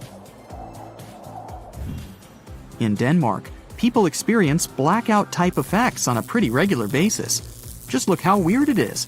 But it gets even more bizarre when you find out that birds are the cause of this unusual phenomenon. Every spring and fall, millions of starlings begin their annual migration from Sweden, Finland, and Norway toward Britain, Belgium, and France. Denmark is the lucky place where you can observe Sort Sol, the Danish name for black sun. The birds travel in large flocks, which makes it easier to exchange information and stay warm. Before the birds land, they perform movements that look like dancing, but in fact, they are making different formations in an attempt to shoo predators away. And although the birds fly in highly synchronized patterns, people think that the huge flock changes its shape chaotically. The dark sun lasts only 20 minutes during sunset, and you have to be either fast or lucky to see this phenomenon. The secret of the cotton candy color of Pink Sand Beach in Barbuda is the crushed corals on it and tiny single-celled red organisms living beneath them. You can see that famous shade when the waves are strong enough to wash that mix ashore. The secret of impeccable cleanliness of this place is that it has no public facilities and is less crowded than other Caribbean islands. It took thousands of years to form Piccaninny Ponds in Australia. This whole time, underground freshwater was slowly moving to the surface through limestone. It formed a large underwater cavern with white limestone walls. You'd need a special permit to dive here, and it's definitely worth it. Batara Gorge Waterfall has 3 natural bridges for anyone to walk across, take awesome pictures, and even have picnics. The waterfall is a result of limestone erosion that's been going on for millions of years, even though it looks like someone punched a hole right in the middle. It's located in the village of Tanarine, which is just 2 hours away from the capital Beirut. A village in the Meghalaya state in India is known as the wettest on the planet, according to the Guinness World Records. The average annual rainfall here is about 470 inches. It's a result of warm, moist monsoon winds coming from the Bay of Bengal, bringing clouds full of rain. It flows into rivers and waterfalls and never stops. The locals that work in the fields always wear basket-like covers to protect themselves somehow. The village of Leknes, with a population of about 3,500, is located in Norway, above the Arctic Circle. It has an unusually warm climate compared to other places in the same latitude. In January, the average minimum is 32 degrees Fahrenheit and rarely drops below 30 degrees Fahrenheit. July average temperature is 53 degrees Fahrenheit. That's pretty regular for many places in Europe. Welcome to the spooktacular tale of the John Lawson House in New Hamburg, just 80 miles north of New York City. This 150-year-old home is known for its creepy mannequins that used to magically change outfits and poses on the front porch. Some say these mannequins were haunted by spirits from tragic events that happened nearby in the 19th century. Back in the day, the Lawson family built this historic home in a bustling riverport village. Tragedy struck when a train accident and a destructive fire occurred near the house in the 1870s, causing chaos and taking many lives. The mysterious mannequins appeared without explanation, dressed in old-timey clothes and accessories. The homeowner was unknown when that creepy stuff was first noticed. Sometimes, mannequins would hold something in their hands, like books. Also, it seemed like those spine-chilling figures didn't fancy bad weather. They would vanish during storms and even face the site of the lethal train accident. But suddenly, in 2016, the mannequins vanished without a trace, leaving behind a mystery that still haunts the John Lawson house to this day. Will they ever return? Only time will tell.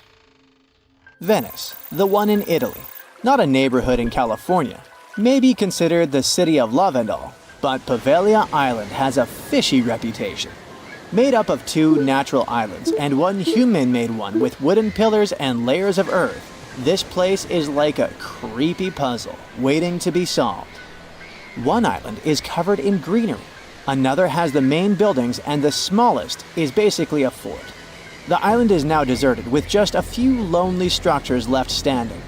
Rumor has it that about half of the land on the island is made up of human ashes. Yikes. According to stories, when a plague hit, the hospital had to figure out what to do with all the bodies. Supposedly, they ended up burning them. But some say that over 100,000 victims were actually buried in mass graves, called plague pits. The details about how all these bodies were disposed of are sketchy at best. leaving room for spooky speculation about what went down on the island. Whether they were torched or buried, the sad truth is that thousands of lives were lost and left behind on Poveglia Island.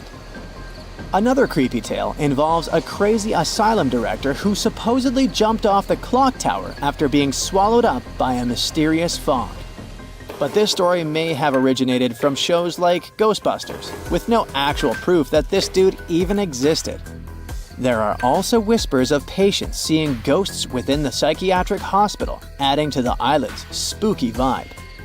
While these stories might be a bit out there, they definitely add to the mystery surrounding Poveglia Island.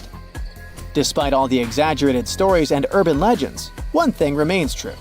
Poveglia Island has a dark history filled with tragedy. This place has seen it all.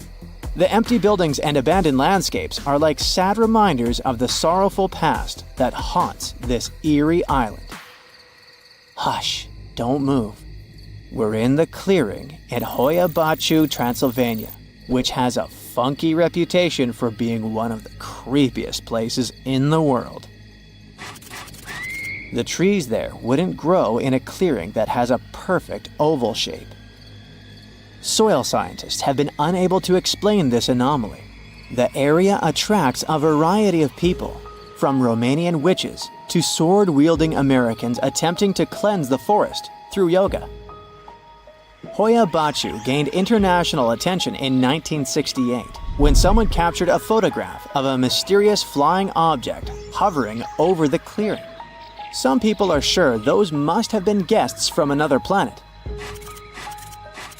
This event, along with the alleged paranormal occurrences reported by visitors, has added to the forest's enigmatic reputation. Local guides also share other anecdotes linked to this forest. For example, some time ago, a group of 60 people from Bucharest attempted to open a gate into another dimension there. If a paranormal forest doesn't send shivers down your spine, maybe this place will. Yep, there's a whole settlement at the bottom of Lake Lanier, Georgia's biggest lake, and it's filled with a secret American horror story.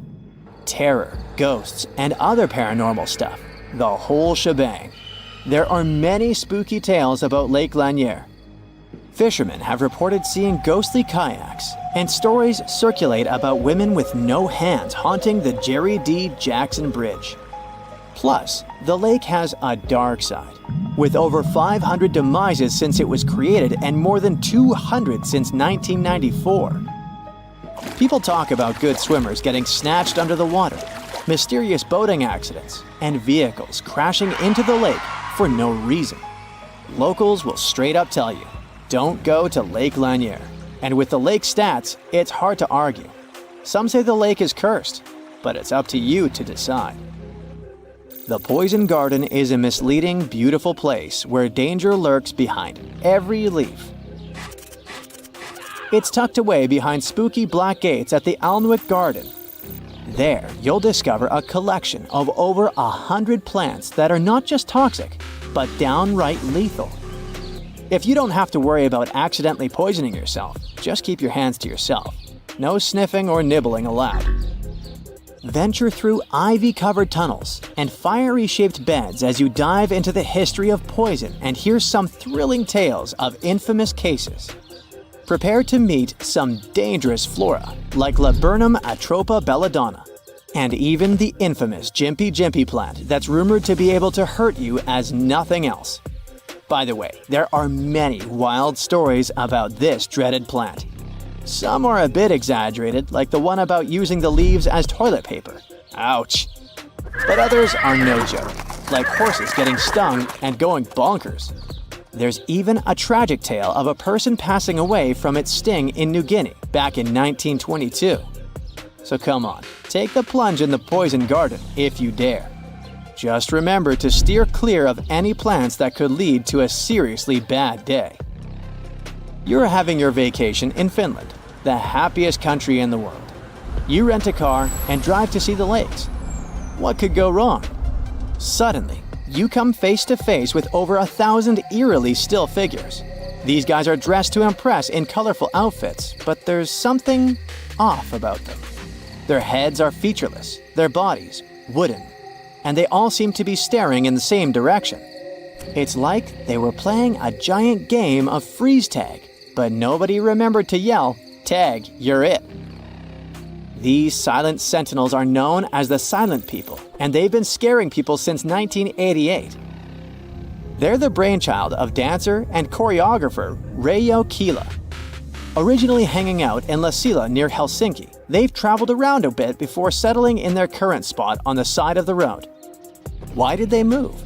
Maybe they were tired of big city traffic and wanted a quieter place to chill. No one really knows what these peat-headed, straw-haired guys are all about. Some folks find them creepy, like they're watching your every move. Others think they're kinda sad, like a group of friends waiting for a bus that never comes. But hey, that's art for you. Open to interpretation and open to jokes about scarecrows having better fashion sense than most humans. Bonus here, there's a cafe with traditional Finnish crepes, so you may get scared there, but not hungry. In Australia's far north, there's a spooky granite mountain known as the Bermuda Triangle. Black Mountain, also known as Kalkajaka by the indigenous owners, has been the backdrop for some seriously strange disappearances dating back to 1800s. It's pretty close to Cooktown, so it has some legendary tales attached to it. They say Black Mountain was once a fierce battlefield for opposing ancestral clans. The whole place is littered with massive granite boulders stacked in a chaotic manner, where explorers, horses, and cattle seemingly vanished into thin air. For many years, people were scared by the bad reputation of this place until recent research shed some light on the dark mystery of Black Mountain, leaving no room for further speculation. Turns out, the reason for the disappearances may not be as supernatural as we thought.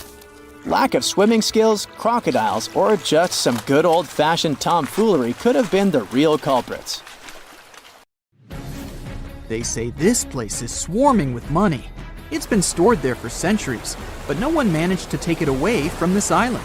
Treasure hunters have been bewitched with this place since 1795.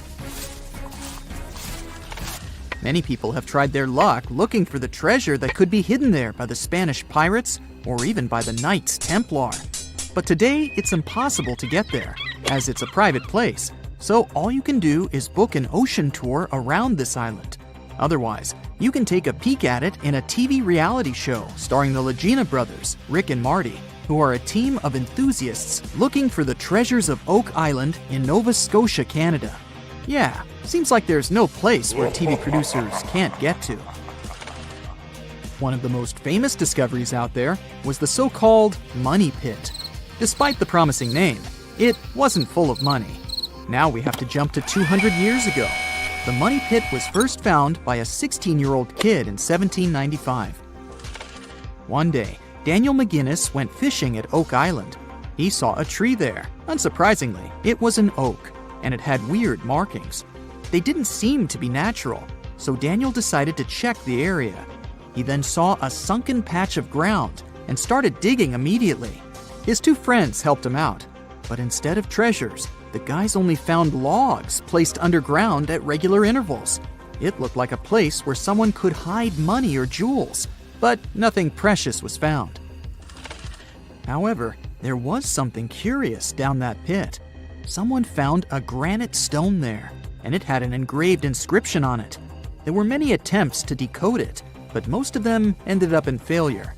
There's one translation though, and it says, 40 feet below, 2 million pounds are buried. Yeah, McGinnis and his friends should have dug harder.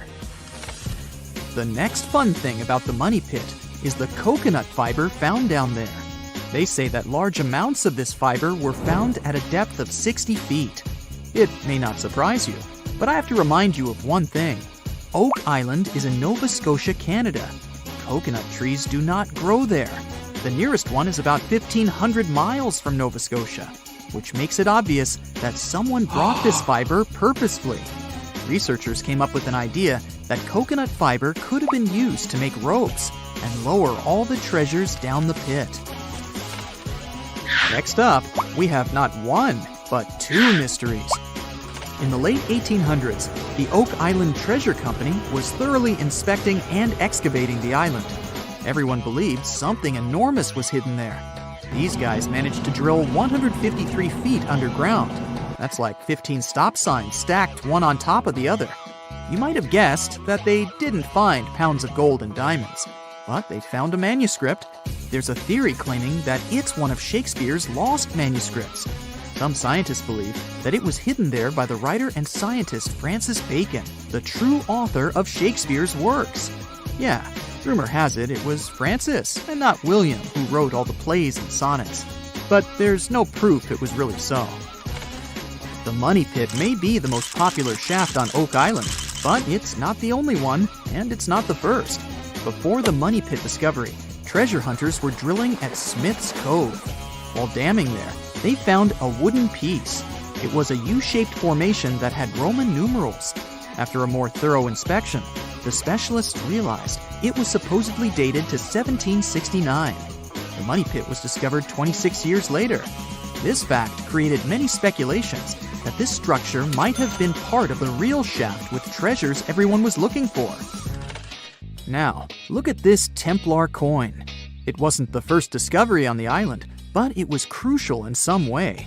Even if it may not sound like a big deal today, in medieval times, those coins would amass an insane amount of wealth. They were typically stored in European fortresses. For the treasure hunters, this coin was a sure sign there was more to be found on the island. The logic is simple. If there's one coin of that kind, there must be something else. And they were right. It wasn't the only Templar discovery. On the southwest shore of the island, a crossbow bolt was found. Experts say it dates back to the 13th century. But, once again, that wasn't something the treasure hunters were after. Some more coins were found on the island.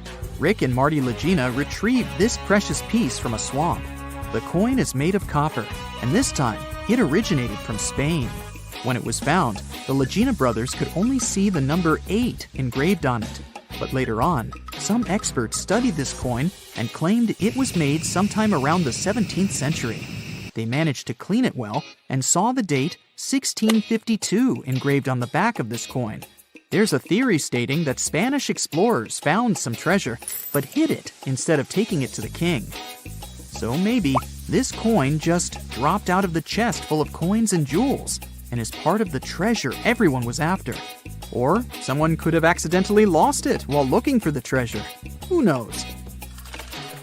One more famous treasure hunter is Gary Drayton. Gary and his team, together with Rick Legina, came across 2 coins while metal detecting the island. Those were 17th century King Charles II Britannia coins. One of them had a very clear inscription on it, stating that the coin was minted back in 1771. Another swamp treasure of possibly Spanish origin is also here. This time, it's a silver ring. A specialist studied it closely and reported that it had been repaired twice. The ring was once made bigger, and it was also made smaller once. It's decorated with a floral design, which was popular in Europe in the 1730s. Among all the other curious things, Rick and Marty Legina found a silver button at Isaac Point. The button's pretty old. It supposedly dates back to the middle of the 18th century, and the notorious Money Pit was discovered later. This is why it wasn't a big deal of a find. It could simply belong to some farmer peacefully raising livestock on the island. There's no official record of any chest full of gems and coins found on Oak Island, but enthusiasts did find some jewels there. First off, the team found a brooch with a magnificent red gem. They mistakenly thought it was a ruby, but a professional gemologist stated it was a garnet. The piece was made of silver, and it's pretty old. Experts believe it was made around the 15 or 1600s. Another brooch they found didn't have any gems on it, but it had an intricate design. It's a brooch with a leaf design and an ornate rope. There are 13 branches of the leaf, which instantly created more mystery to the whole treasure hunting. First off, there's a carving with a 13-branched tree on a rock on the north shore of this island. What's more, many people believe that the number 13 is important to the Knights Templar. The enthusiasts also found a brooch not far away from the place where Daniel McGinnis, the guy who found the money pit, lived. The brooch was shown to a professional gemologist, Charles Luton Brain. He had to break it to the team that there were no gems adorning this piece of jewelry. In fact, the stone that seemed to be a gem was just a piece of glass. It was processed using a special technique though, so it was leaded glass.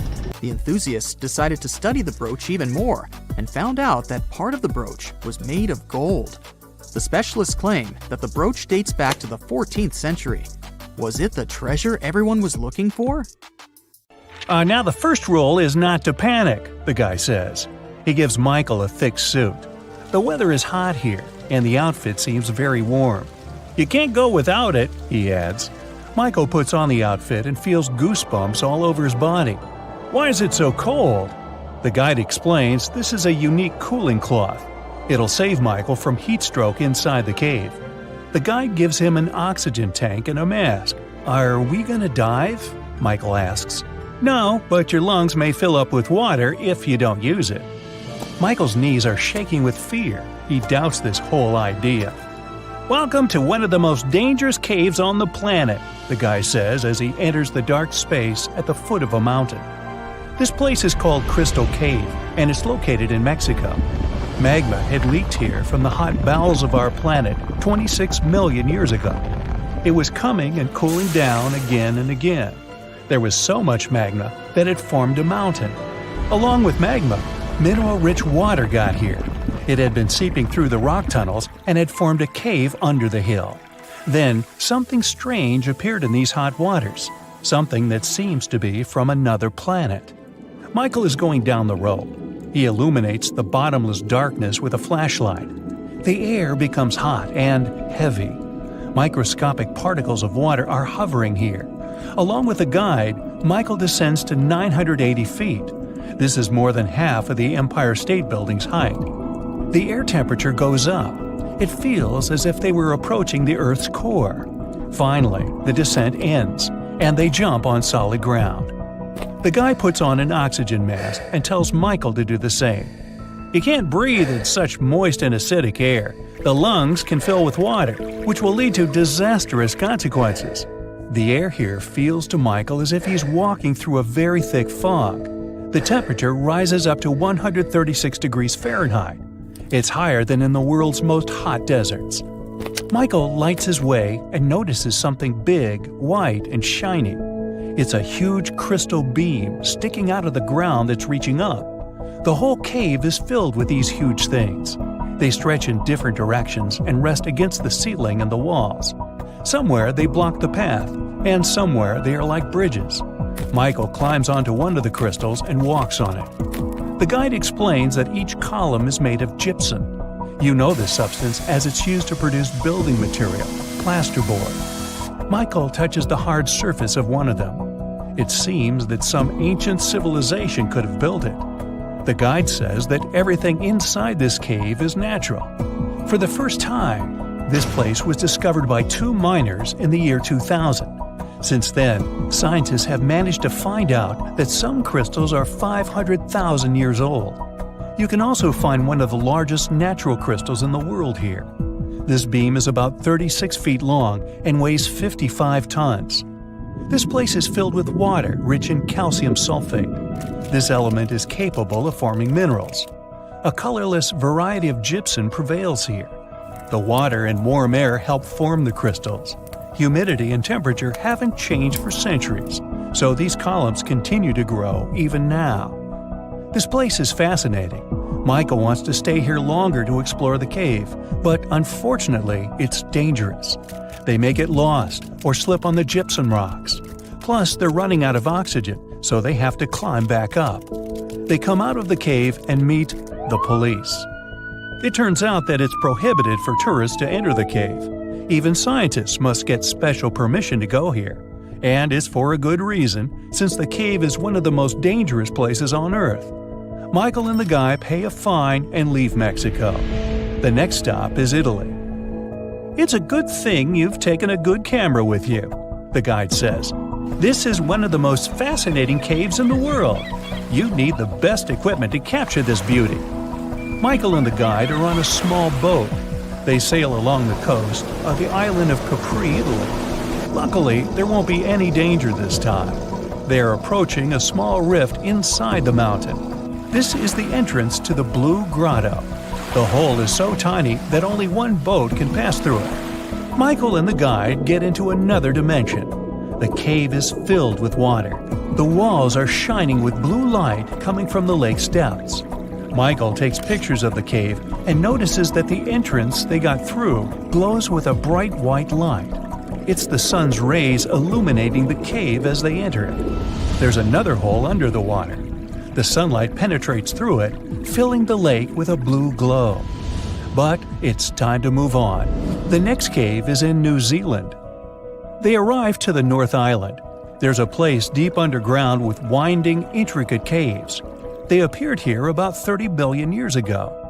Michael and the guide approach the entrance to the dark cave. Michael turns on a flashlight. "Take it away," the guy says. "You won't need it inside." They come in. Michael opens his mouth in surprise. The whole cave is filled with glowing lanterns. They are all living creatures, fireflies. They're shining with a blue light. Michael feels like he's on another planet. The entrance to the cave is limited to not harm the fireflies. Scientists use automated equipment to monitor the cave. They watch the temperature and the level of carbon dioxide necessary to maintain the life of glowing beetles. If many people get here, the level of carbon dioxide will increase. The time for a visit is also limited, so they ask Michael and the guide to leave the place. "Now, we're going to see something creepy," the guide says. "Are you ready?" And the next stop is California. The place is called Moaning Caverns. The cave seems quite ordinary from the outside, but the guide looks a little nervous and scared.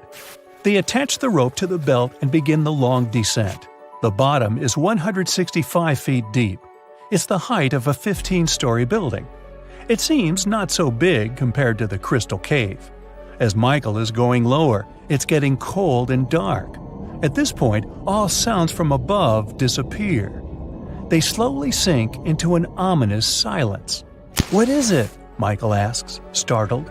"I think I've heard someone's voice downstairs." The guide touches his lips with his finger to keep Michael silent. A long, prolonged human moan is coming from the dark cave depths. In the first seconds, Michael freezes. Then he quickly climbs up along the rope. The guide laughs at him. They hear another moan. Michael gets out of the cave and pulls the guide's rope to get him out. The guide says this is one of the creepiest caves in the world. The air and wind circulate deep inside and create a sound similar to a moan. Tourists often go down there to tickle their nerves. Also, they found about 100 skeletons of ancient people at the bottom of the cave. And no one knows how they got there. Michael doesn't want to go back inside the cave. He asks the guide to tell him how caves form. It turns out that it all starts when the ground absorbs acid rain consisting of water and carbon dioxide.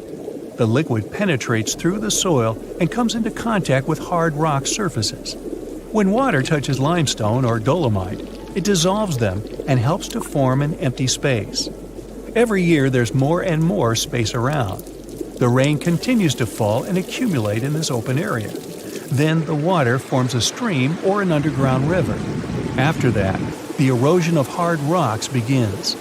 Thousands of years later, there's enough space to fit a human here. Then this space becomes a cave. When erosion combines with stalactites and stalagmites, it forms chambers and impressive columns. By the way, here's the difference between stalactites and stalagmites. Stalactites hang from the ceiling. Stalagmites stick out of the ground. It takes about 1 million years to develop such underground landscapes. So, every time you walk in these places, you come into contact with the ancient past of our planet. It was the beginning of the 20th century, and two rivals, Robert Scott and Roald Amundsen, set on their expeditions to become the first people in history to reach the South Pole. The race wasn't easy, and it ended tragically for Scott. Amundsen has won and set his tent on the pole before his rivals. A member of Scott's expedition known as Terra Nova British geologist Thomas Griffith Taylor, not only survived the harsh conditions, but also made an unexpected discovery. He found a waterfall of what appeared to be blood at the rocky base of the glacier, which now has his name, in 1911. It took scientists more than a century to figure out what is behind the eerie coloring. A team of American scientists journeyed to Taylor Glacier with powerful electron microscopes to analyze its contents. Previous studies had scratched the surface of the Crimson Enigma, but no one had previously done a full-scale analysis of its mineralogical makeup. These researchers unleashed a whole arsenal of analytical equipment and spotted little iron-rich nanospheres. These teeny-tiny particles, 1/100th the size of human red blood cells, originate from ancient microbes. They flourish abundantly in the meltwaters of Taylor Glacier. These nanospheres are jam-packed with iron, silicon, calcium, aluminum, and sodium, forming a unique composition that paints the subglacial water a vivid shade of red. These nanospheres don't have the usual crystalline structure found in minerals, which is why previous detection methods failed to spot them. Taylor Glacier's icy depths harbor an ancient microbial community that has thrived in isolation for thousands or possibly even millions of years. This discovery could help us in the search for life outside of Earth. Dr. Ken Levy, a research scientist at Johns Hopkins University, has some impressive expertise in planetary materials and the analysis of Martian samples. He decided to find out what would happen if a Mars rover landed in Antarctica. Could it figure out what makes bloodfalls so mesmerizingly red? So, researchers treated bloodfalls as a simulated Martian landing site. They used techniques inspired by the rovers exploring the red planet. The samples they collected were sent to Johns Hopkins processing facilities. There, Livy unleashed the power of transmission electron microscopy and revealed the enigmatic nanospheres. He made the conclusion that our current methods of analyzing other planets' surfaces with rovers fall short. They can't unravel the true nature of environmental materials, especially on chilly planets like Mars. These materials might be super tiny and non-crystalline, throwing off our detection methods. To truly grasp the essence of rocky planets, we'll need transmission electron microscopes. Strapping one onto a Mars rover isn't feasible yet, but it could mean a start of a new era in space exploration. Have you ever seen a waterfall on fire? Every February, when the stars align just right, Horsetail Fall in Yosemite National Park gets a sensational makeover. As the sun sets, its rays hit the waterfall at the perfect angle, transforming it into a blazing display of vibrant orange and red hues. We don't know exactly who and when discovered this natural miracle. The original valley dwellers may have known about it, but they kept it to themselves. It wasn't until 1973 that photographer Galen Rowell captured the first known photo of the waterfall, bringing it into the limelight. Since then, the firefall has become a global sensation, spreading like wildfire on social media and drawing crowds from far and wide. This magnificent cascade draws hundreds of spectators every year, but they can only see the show under certain conditions. First things first, Horsetail Fall needs a flowing stream. If there's not enough snowpack in February, the waterfall won't have enough water to create the magic.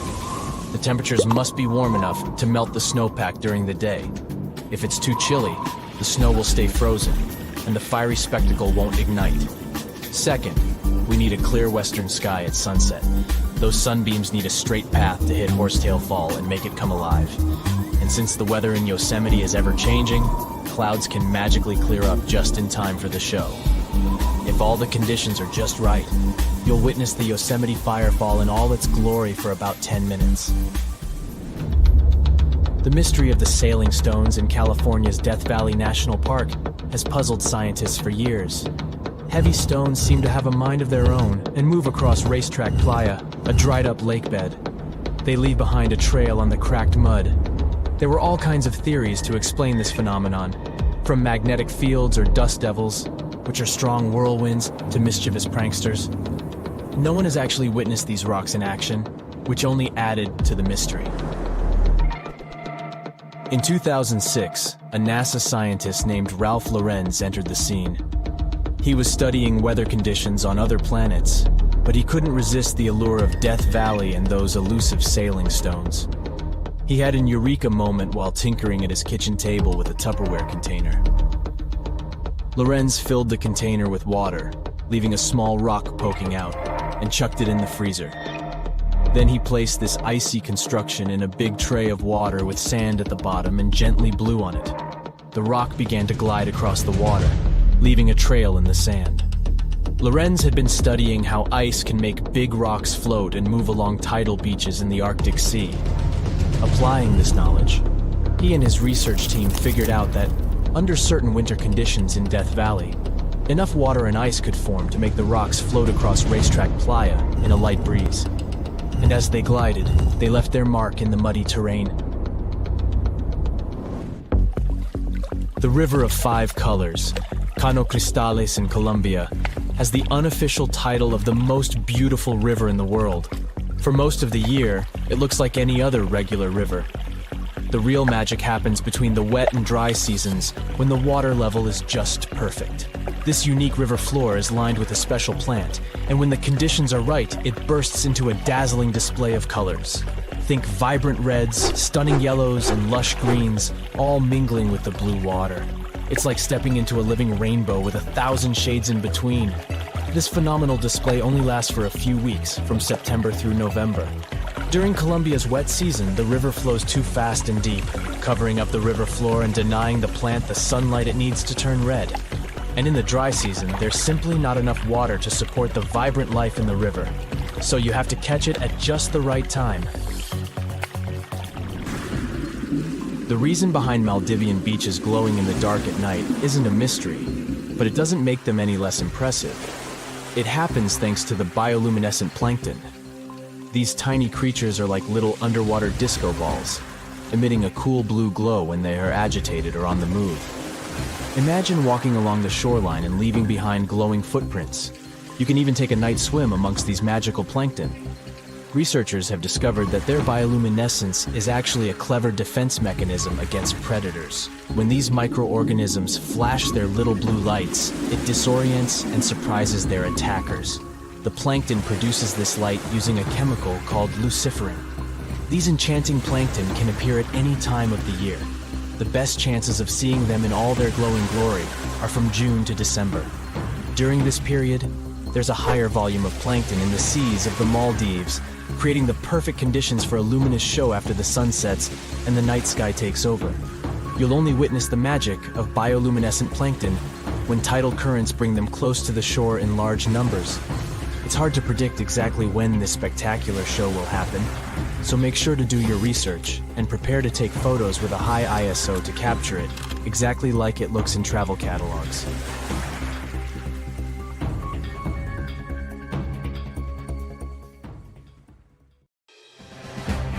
Hey now, get ready to dive into the Sea of Mysteries, also known as the Black Sea.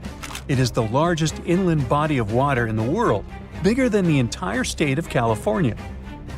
It has dozens of lost ships and some secret underwater tunnels.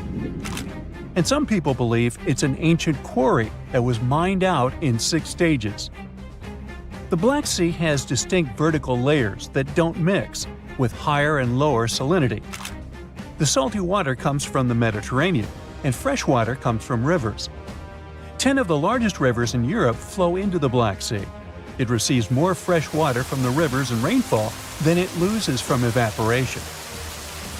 The extra water flows through the Bosphorus into the Marmara Sea. There are 2 flows going through the straits. The upper flow leaves the Black Sea and takes surface water out of it. The bottom flow carries salt water from the Mediterranean to the Black Sea. That's why the upper layers of the Black Sea are less dense than its saltier lower layers.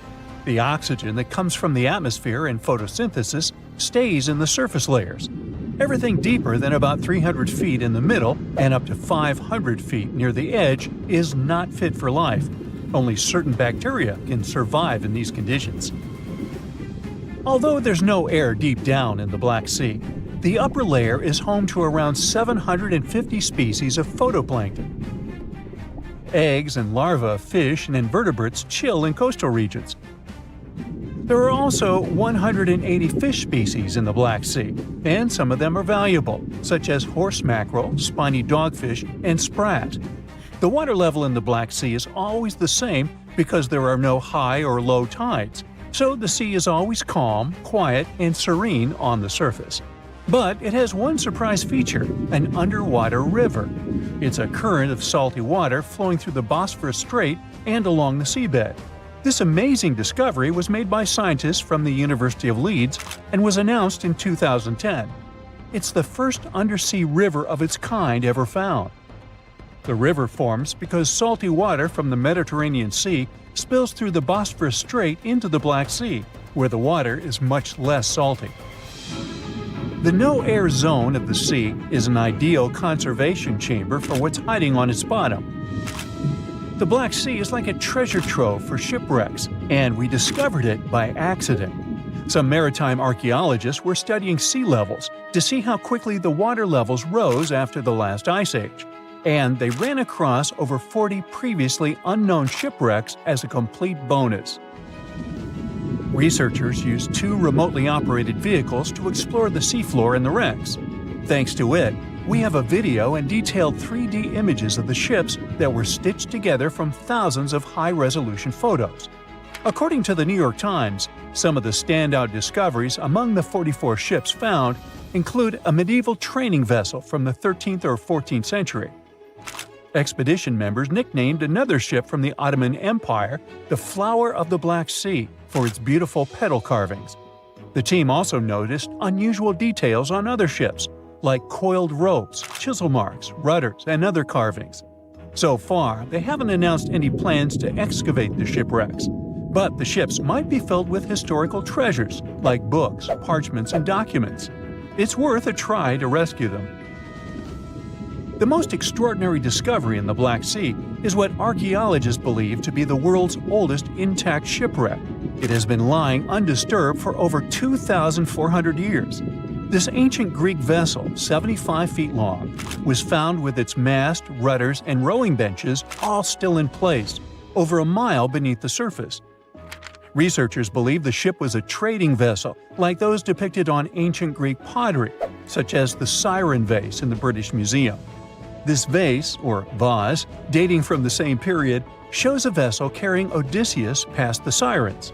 The team took a small piece for carbon dating, and the results confirmed it as the oldest intact shipwreck known to humankind. The fact that it's so elaborate and well-preserved deserves a standing ovation for shipbuilders of the ancient world. Without microbes, worms, or other creatures to eat away the wrecks, it's no wonder the ships are in almost perfect condition. If the Titanic had sunk in these waters, we would have found it in a much better state now, not being eaten by nasty underwater microorganisms. Now, there's an interesting theory called the Black Sea Deluge hypothesis, which suggests a huge flood happened around 7,500 years ago. 2 geologists in the 1990s suggested that at the end of the last ice age, when the Earth's climate was heating up, ice sheets were melting and sea levels were rising. The Black Sea was a much smaller freshwater lake. It was separated from the Mediterranean Sea by a natural dam at the Bosphorus Strait. As global sea levels rose, the Mediterranean overflowed into the Black Sea basin. They suggest the sea level rose by 6 inches every day, flooded coastal settlements, and changed the environment for good. Samples from the Black Sea floor show a sudden shift from freshwater to marine species around that time, which means there was a rapid influx of salt water. Underwater surveys have also found what look like the old shorelines and human-made structures. So, people were living in areas now submerged by the Black Sea. Plus, the timing of this flood matches up with known patterns of human migration into Europe, Asia, and Africa. They also say this flood could be the terrible flood from the story of Noah's Ark. Critics of the deluge theory say the evidence isn't as straightforward as it seems. Some think the transition from freshwater to saltwater in the Black Sea was more gradual than one sudden flood. They're also debating if people left the settlements before they went underwater or as a result. An old chronicle that's been around for about a century says there were 2 underground tunnels starting in what is now Romania and Bulgaria and stretching all the way under the Black Sea to Turkey. Back in the day, peasants used these tunnels to move their flocks of sheep to the Ottoman Empire and countries on the Asia Minor Peninsula. Who built these tunnels and why they run under the sea is a complete mystery. At some point, the entrances to these tunnels were sealed off for national security and were under tight guard. The security forces knew all about these massive tunnels and kept them off limits. In the 1980s, a group of people working on the Danube-Black Sea Canal accidentally found another entrance to these mysterious tunnels. This one was in a cemetery in a town of Romania. Canal workers used it to regularly cross over into Bulgaria. One more cool thing about these 2 tunnels is that some people think they were built thousands of years ago. If you ever try to dig a tunnel under the sea, you'll know how tricky it is even now with all the tech we have. So if the tunnels are really that old, whoever built them was super advanced for their time. Now, there's an urban legend that says that the Black Sea has its own version of the Bermuda Triangle. Fishers describe some wild whirlpool that appears out of nowhere and drags entire flocks of birds, ships, and even small islands under the sea. And once, things got even wilder with a ship that vanished under weird conditions in 1944. It was during daylight, and some black fog with green flashing sparkles suddenly surrounded the vessel. No one has ever seen it since, and no one knows for sure if the story is true. But it sure adds a spooky touch to the mysteries of the Black Sea. Rekhat structure is a giant formation in the Sahara that looks exactly like a giant bullseye. It's so wide that you can see it from space. Even the CIA got interested in it. In 1965, they planned a flyover looking for geomagnetic anomalies. The findings are still classified. Perhaps the theories are true, and this place is truly the lost city of Atlantis. Now, Atlantis supposedly sank beneath the waves, but recent discoveries are pointing us in a different direction. This is an ancient story that goes far back in time, and Plato was the first to mention it. The place had loads of greenery and a curious structure: 3 concentric circles of land surrounding 2 circles of water. 2 key quotes from Plato's writing suggest that Atlantis might not have been a typical island in the middle of the ocean. Plus, Atlantis had a major influence from Africa and Europe, challenging the idea of it being in the Atlantic. It turns out that the Eye of the Sahara and Atlantis look alike. When astronauts saw the Eye of Sahara from above, they initially suspected a meteorite impact crater, but the rings of the structure matched the layout described of Atlantis. More importantly, the Sahara wasn't always a desert. It turned from a tropical region into a desert around 11,000 years ago. Researchers found evidence of a massive river called the Tamarasset that could have sustained a community. This river flowed toward the Rekhat structure, aligning with Plato's description. The Trans-Saharan Seaway ran through the Sahara 50 to 100 million years ago. The sea allegedly destroyed Atlantis around 11,500 years ago, likely due to a rapid rise in sea level caused by the end of the Ice Age. NASA's worldview imagery shows patterns consistent with this theory. Those concentric rings might be a key to unlocking the secrets of our planet's evolution over millions of years. They're shaped by erosion on resilient rock layers, creating a spooky pattern of ridges and troughs. The central peak stands proud at 1,300 feet. The central part has undergone a significant erosion makeover, revealing a circular structure with a raised peak. Unlike impact craters, the Eye of the Sahara flaunts a striking balance and symmetry. Some say it results from rock uplift, sculpted by wind and water. Others think it's an ancient anticline, eroded to reveal its concentric glory. Then there's a salt diapir theory, suggesting that salt's buoyancy sculpted this beauty. Dating techniques have proved that it formed 541 to 252 million years ago, give or take a million or two. Ancient tools are scattered around the outer rings of the structure near riverbeds. Some older stone tools have also been spotted in the same areas. And still, even though some spear points from the Neolithic period have been found, there aren't many signs that people were living there back then. The area seems to have been used for short-term activities like hunting and making tools. There are other unearthly mysteries that haunt our world. One such enigma is in Norway, the ominous Hessdalen light phenomenon, also known as the Valley of Lights, leaves scientists confused. This valley is 10 miles wide. It's quite isolated, but a peculiar blue box sits high on the hillside, equipped with cameras scanning the valley. The unsettling saga began in the 1980s, when the night sky over Hessdalen erupted with burning fireballs, a recurring spectacle that sent shivers down the spines of those who witnessed it. This wasn't a fleeting occurrence, rather it became a regular thing. Terrified locals reported encounters with these unexplained luminous phenomena, some of which happened near their homes. Unease spread like wildfire. At its peak, there were about 20 sightings every week. The phenomenon made its way into newspapers, magazines, and media worldwide. Soon, people flocked to the valley, hoping to see the lights themselves. In 1984, experts joined the fray, armed with sophisticated instruments like magnetometers, radiometers, and other ometers. What they encountered was mind-bending, lights that defied explanation. Some moved at a leisurely pace, while others raced through the sky at an astonishing 19,000 miles per hour. People tried to explain these lights: airplanes, distant reflections, ball lightning, satellites, planets, meteors. But the speed and how these lights danced ruled out all those theories. We're slowly approaching another mysterious place. This is the greatest subglacial lake among Antarctica's 675 known lakes.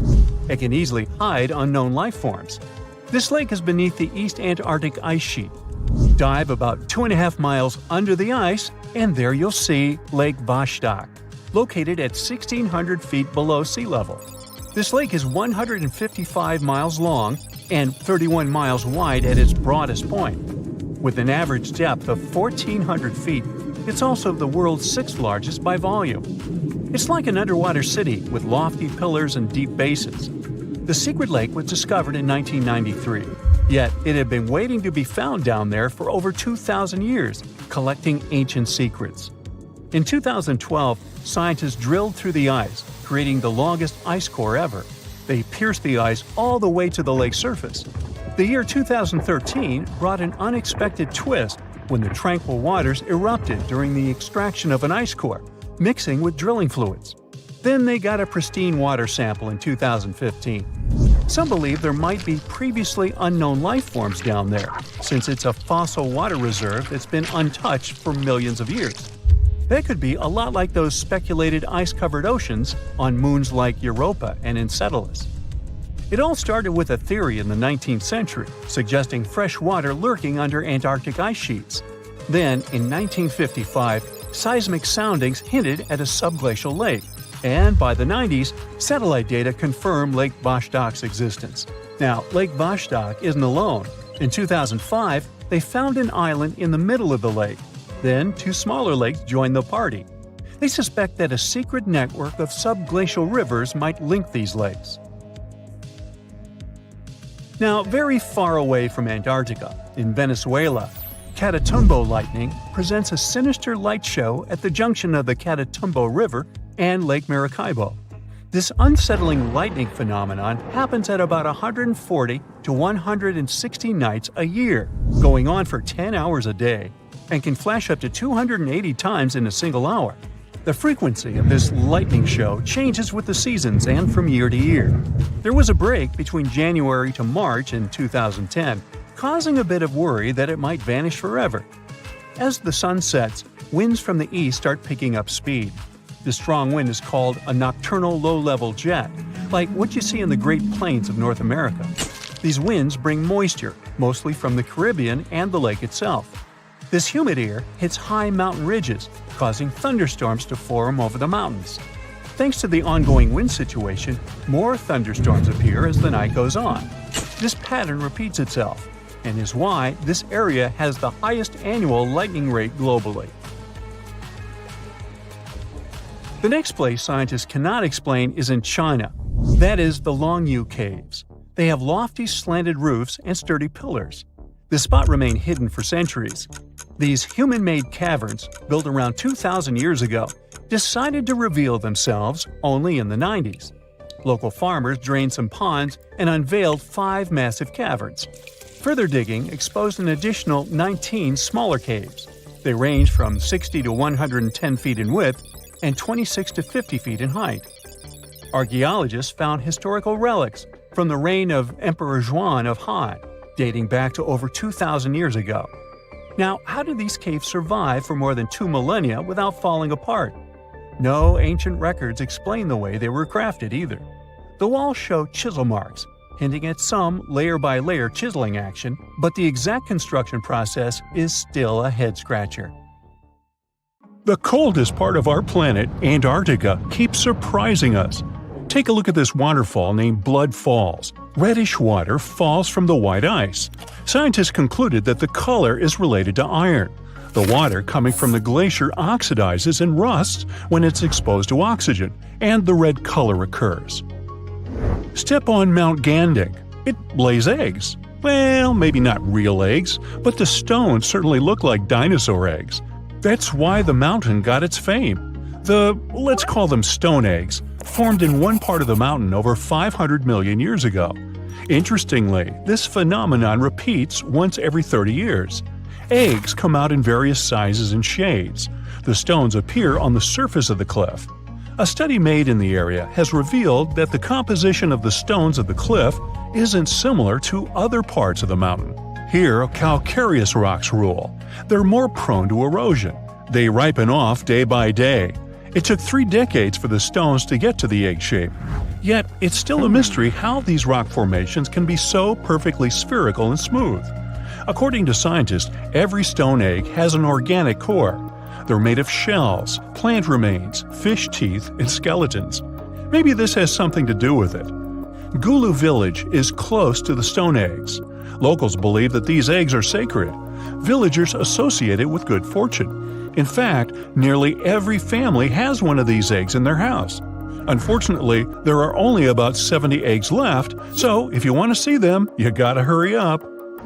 The Richat structure is a circular geological phenomenon in the Sahara Desert near Mauritania. It's made out of rocks in layers, and these layers look very much like rings. No wonder the unique structure even got NASA's attention. Up from the sky, the geological feature seems to be swirling and spinning. Scientists are still not sure how these rings got there. Some say it was an asteroid impact. Many others believe that it was a natural geological process. To them, the Richat structure is an uplifted and eroded dome. Geologists often classify it as a domed anticline. The scientists discovered that the rocks at the center are older than the ring-shaped outer rocks.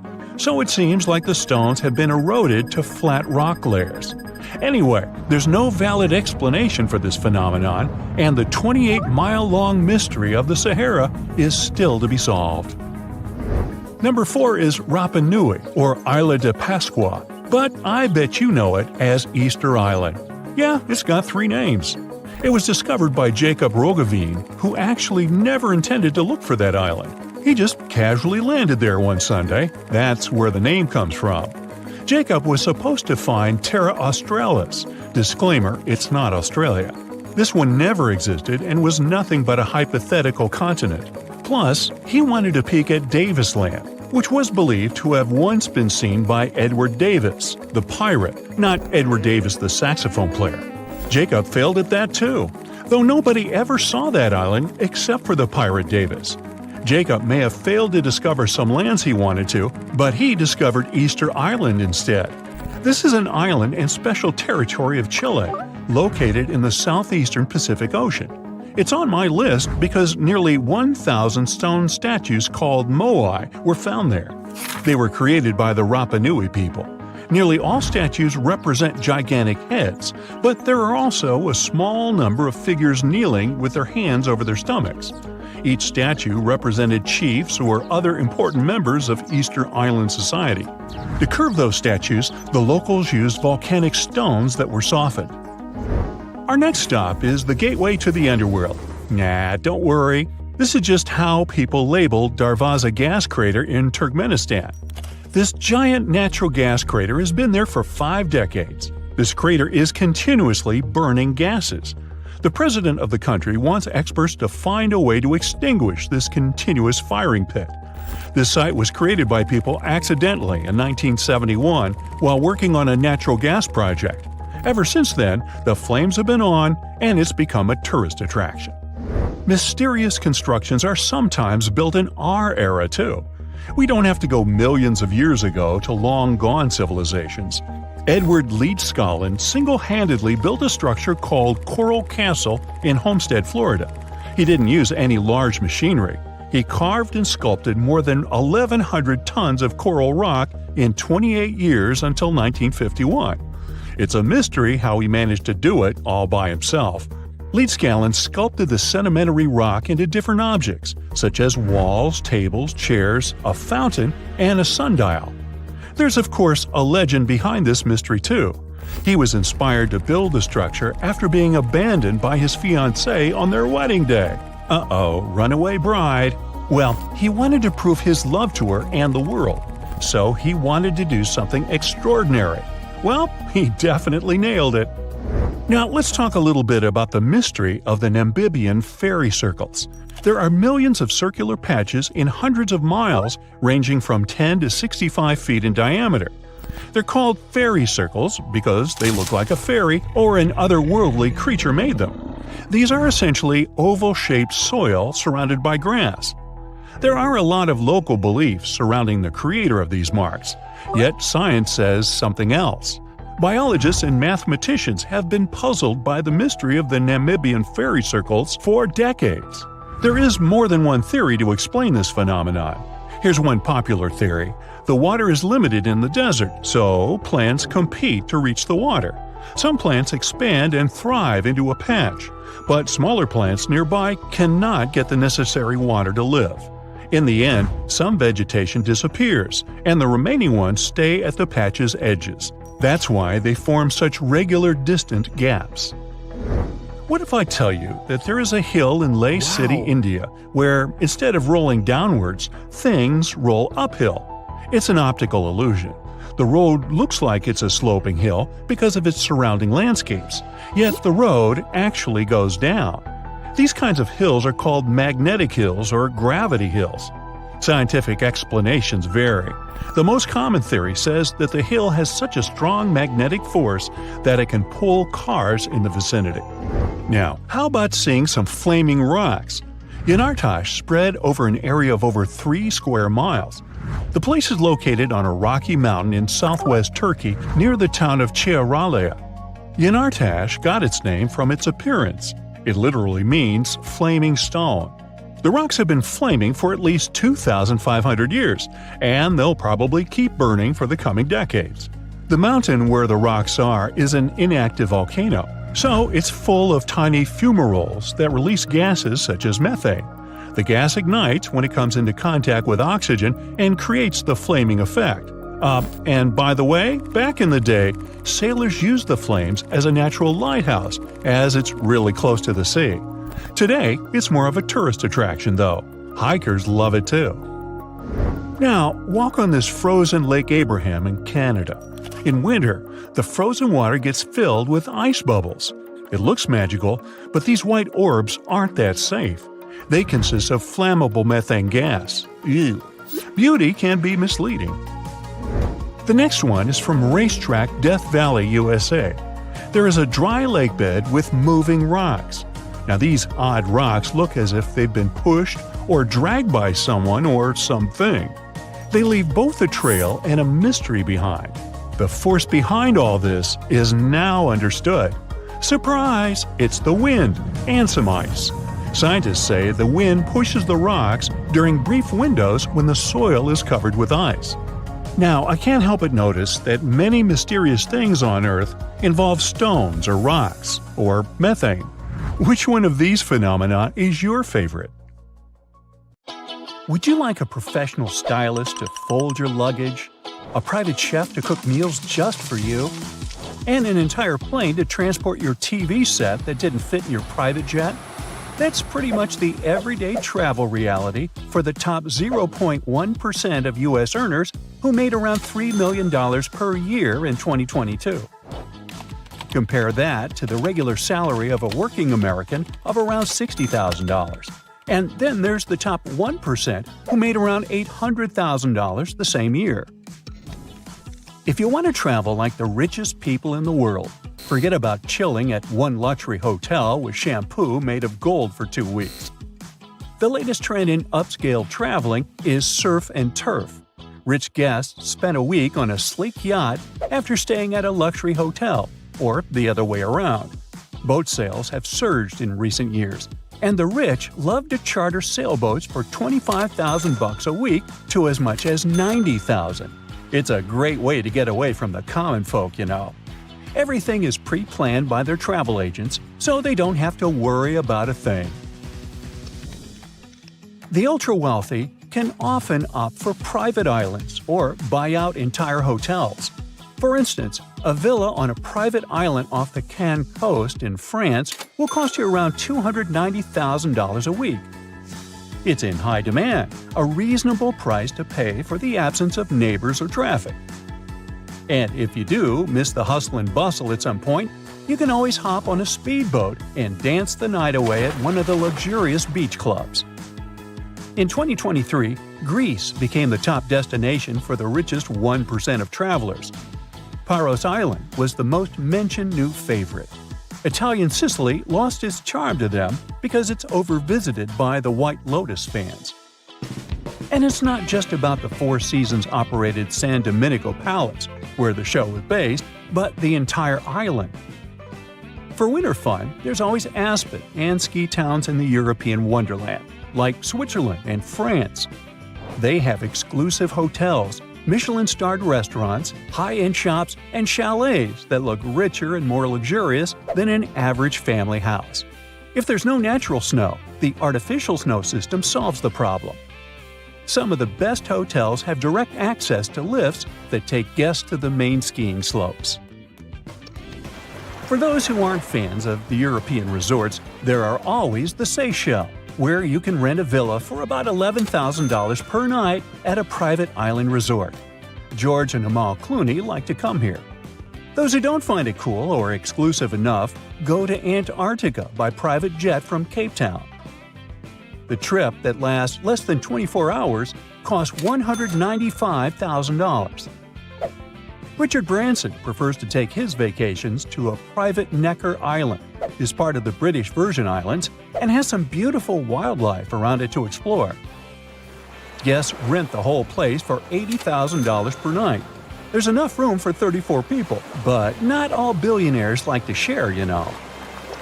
People who are among the world's richest like to be at events where they can meet like-fortuned ones. Events like the World Economic Forum in Davos, where a standard steak will cost you $150 and a drink will be $40. Then there are horse races, Miami or Singapore yacht shows, or Dubai International Boat Show. For those who love movies or showing off their lavish dresses, the Sundance Film Festival in Utah, the Cannes Film Festival in France, or Venice International Film Festival in Italy could be good options. Sports lovers travel to events like the US Open Golf Tournament and other golf cups, the Wimbledon Tennis Tournament in the UK, the Melbourne Cup in Australia, or the Monaco Grand Prix for those who love speed and expensive cars. Those who can't live without style and like to be trendsetters don't miss fashion weeks in New York, London, Milan, and Paris. For music and crazy luxurious building lovers, there are always opera balls, like the one in Vienna, Austria, or La Scala Opera House opening night in Milan, Italy. And then, of course, there are special events like birthdays.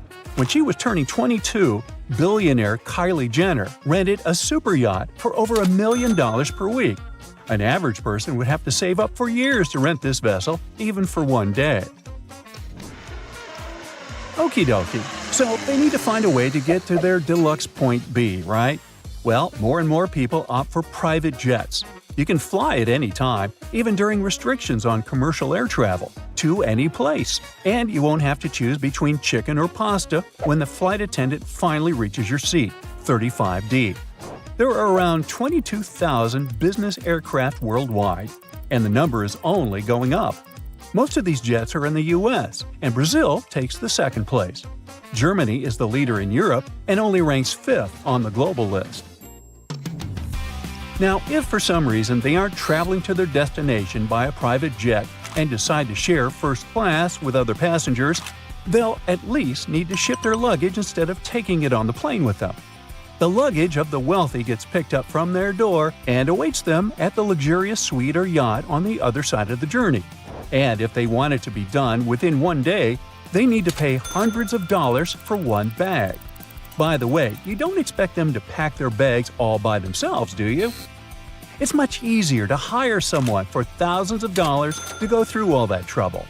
A professional stylist picks all the clothes that will look picture perfect and then rolls the items, puts them in bags, and makes lists of what's inside and what goes with what. The clothes aren't included in the stylist's compensation, of course, so they add another 1,000 or 10 to the vacation grand total. Although the ultra-rich travelers can afford to rent any car while traveling, not all of them like to sit in a vehicle that belongs to someone else. That's why they choose to ship their own luxurious cars to their destination. It costs around $36,000 to fly a Porsche from Dubai to London with Emirates. It's enough money to buy a brand new family hatchback in the UK, but most billionaires don't like this type of vehicle. Some wealthy travelers don't trust commercial airlines and prefer to charter a cargo plane to transport their vehicles. Sometimes they take a whole bunch of cars, motorbikes, and other expensive toys. Covered trucks in the country of destination transport all this beauty to the client's address or a garage of their choice. Owners don't like stranger delivery drivers to add miles to their shiny vehicles. This whole delivery service costs several millions. Some cars have only sentimental value for their own and are worth way less than their deluxe delivery. One really well-off man even hired a cargo plane for his Samsung TV that couldn't fit through the door of his jet. Oh, rich people's problems. They can afford to eat at any restaurant in the world, but it would be too mainstream, so they prefer to bring their private chefs on vacation. These professional cooks know their clients' diets and health goals. For luxury travelers, consistency and routine are too important to trade them for public restaurants.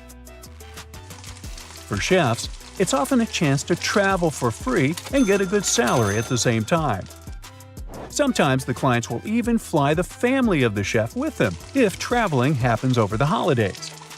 This job has high demands and can be really stressful with varied working hours. Sometimes they have to spontaneously cook dinners for 16 people or find rare ingredients at locations with basic grocery stores. And of course, everything they overhear during meals must remain a